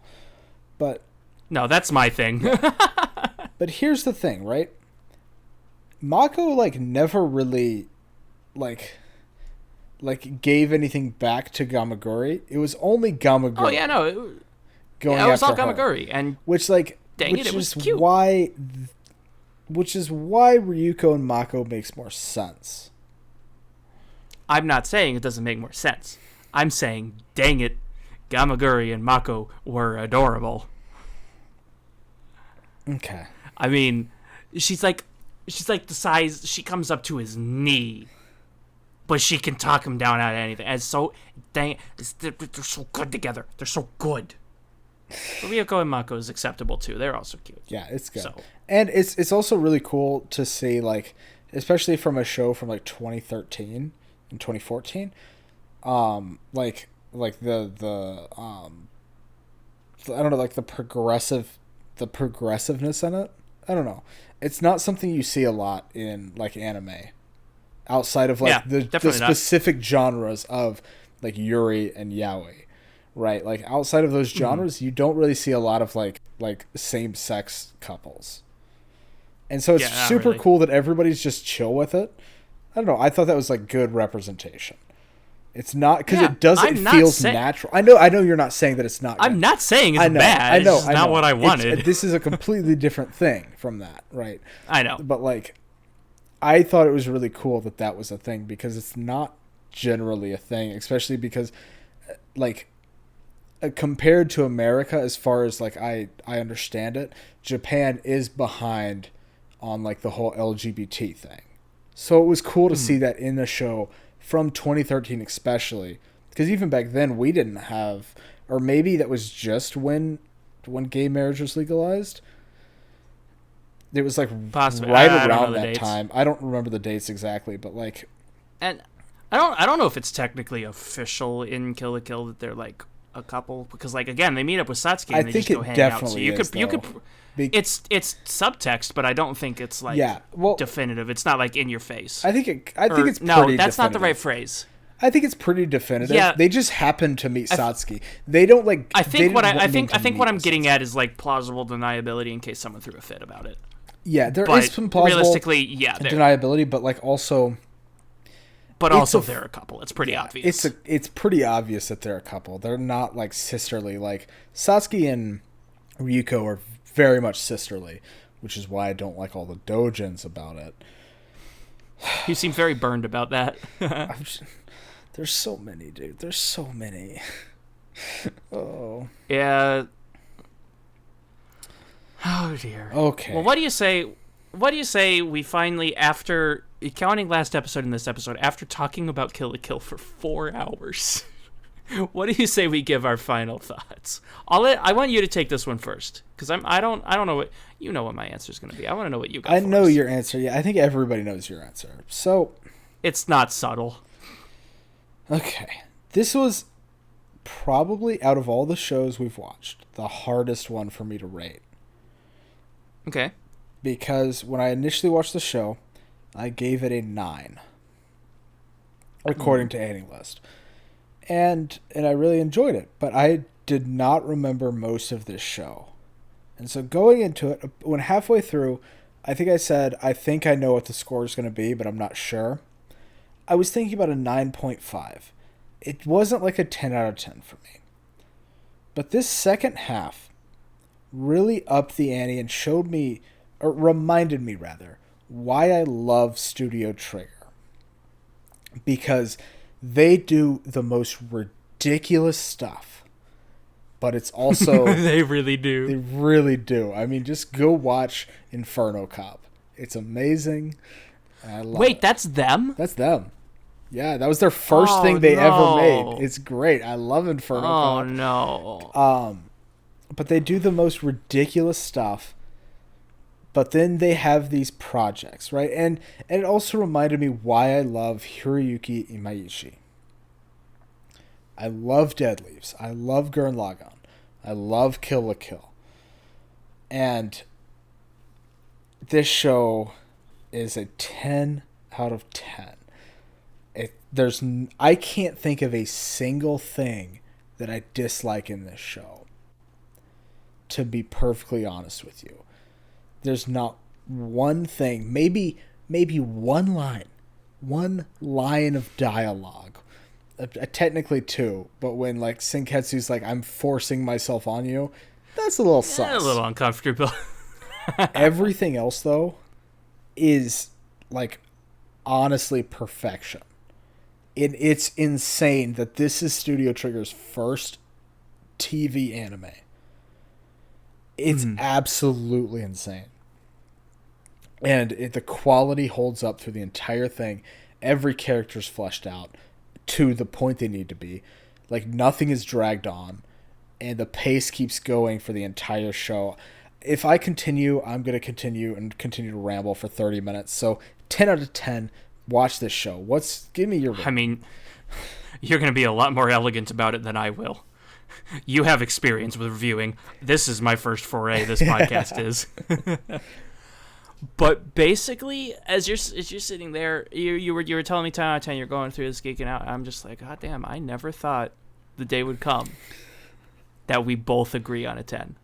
I didn't think it would either, to be quite honest. When I went back, when I changed my initial pick off of Darling in the Franxx and switched to this, I was like, look, I want to watch a show that I know I like. So I went through my listings, and when I first watched the show 3 or 4 years ago, I put it at a 10 out of 10. And I'm like, okay, I clearly loved it. I remember loving it. I remember, like, what parts of it I remember were amazing. Let's go back and give it a go. And I was worried that I was going to watch it and I was going to not like it as much. Like when I rewatched Tejina Senpai, and I'm like, yeah, okay, it's a little flat. It's still good, but it's a little flat. I was worried the same thing would happen to Kill la Kill. It did not. I enjoyed it more this time around than the first time. I had it at a 10. I wish I could put it higher. I don't think it is a stretch. I've been forced to realize Kill la Kill is my favorite anime. I absolutely adore this show. The pace is excellent. The humor is excellent. The characters are excellent. The sound is excellent. We didn't even talk about the OST. It is incredible. Everything about this show. That's the most iconic song in all of anime. Literally all of anime. Even some of the more like normal ones, like the Makenshock theme, the Makenshock, whenever the family's doing things and there's like this slightly discordant like melody going on in the background. The Mako Time, the Mako Time song. The Mako times are perfect. The humor's so excellent. good. We talked about when Mako jumped at Ryuko and Ryuko's just like spins her over the head. It's so good. All of the action in the show is excellent. I love this show. Yeah. It is a 10 out of 10. I'm so glad that we were able to end this season with a show we agree on. Because that's not so only a show rare. we agree on, a 10 we agree on. Because that's so rare. Even just agreeing on a show, I feel, for us, is pretty rare. Our tastes are wildly different. Both of our prior 10s, the other person rated like 4 points lower. Yeah. It's like, it's been a little ridiculous. And like, I didn't even get to mention one of my favorite things is the way the gravity works in this show when people are falling off of ledges, because they just go straight and then they drop immediately.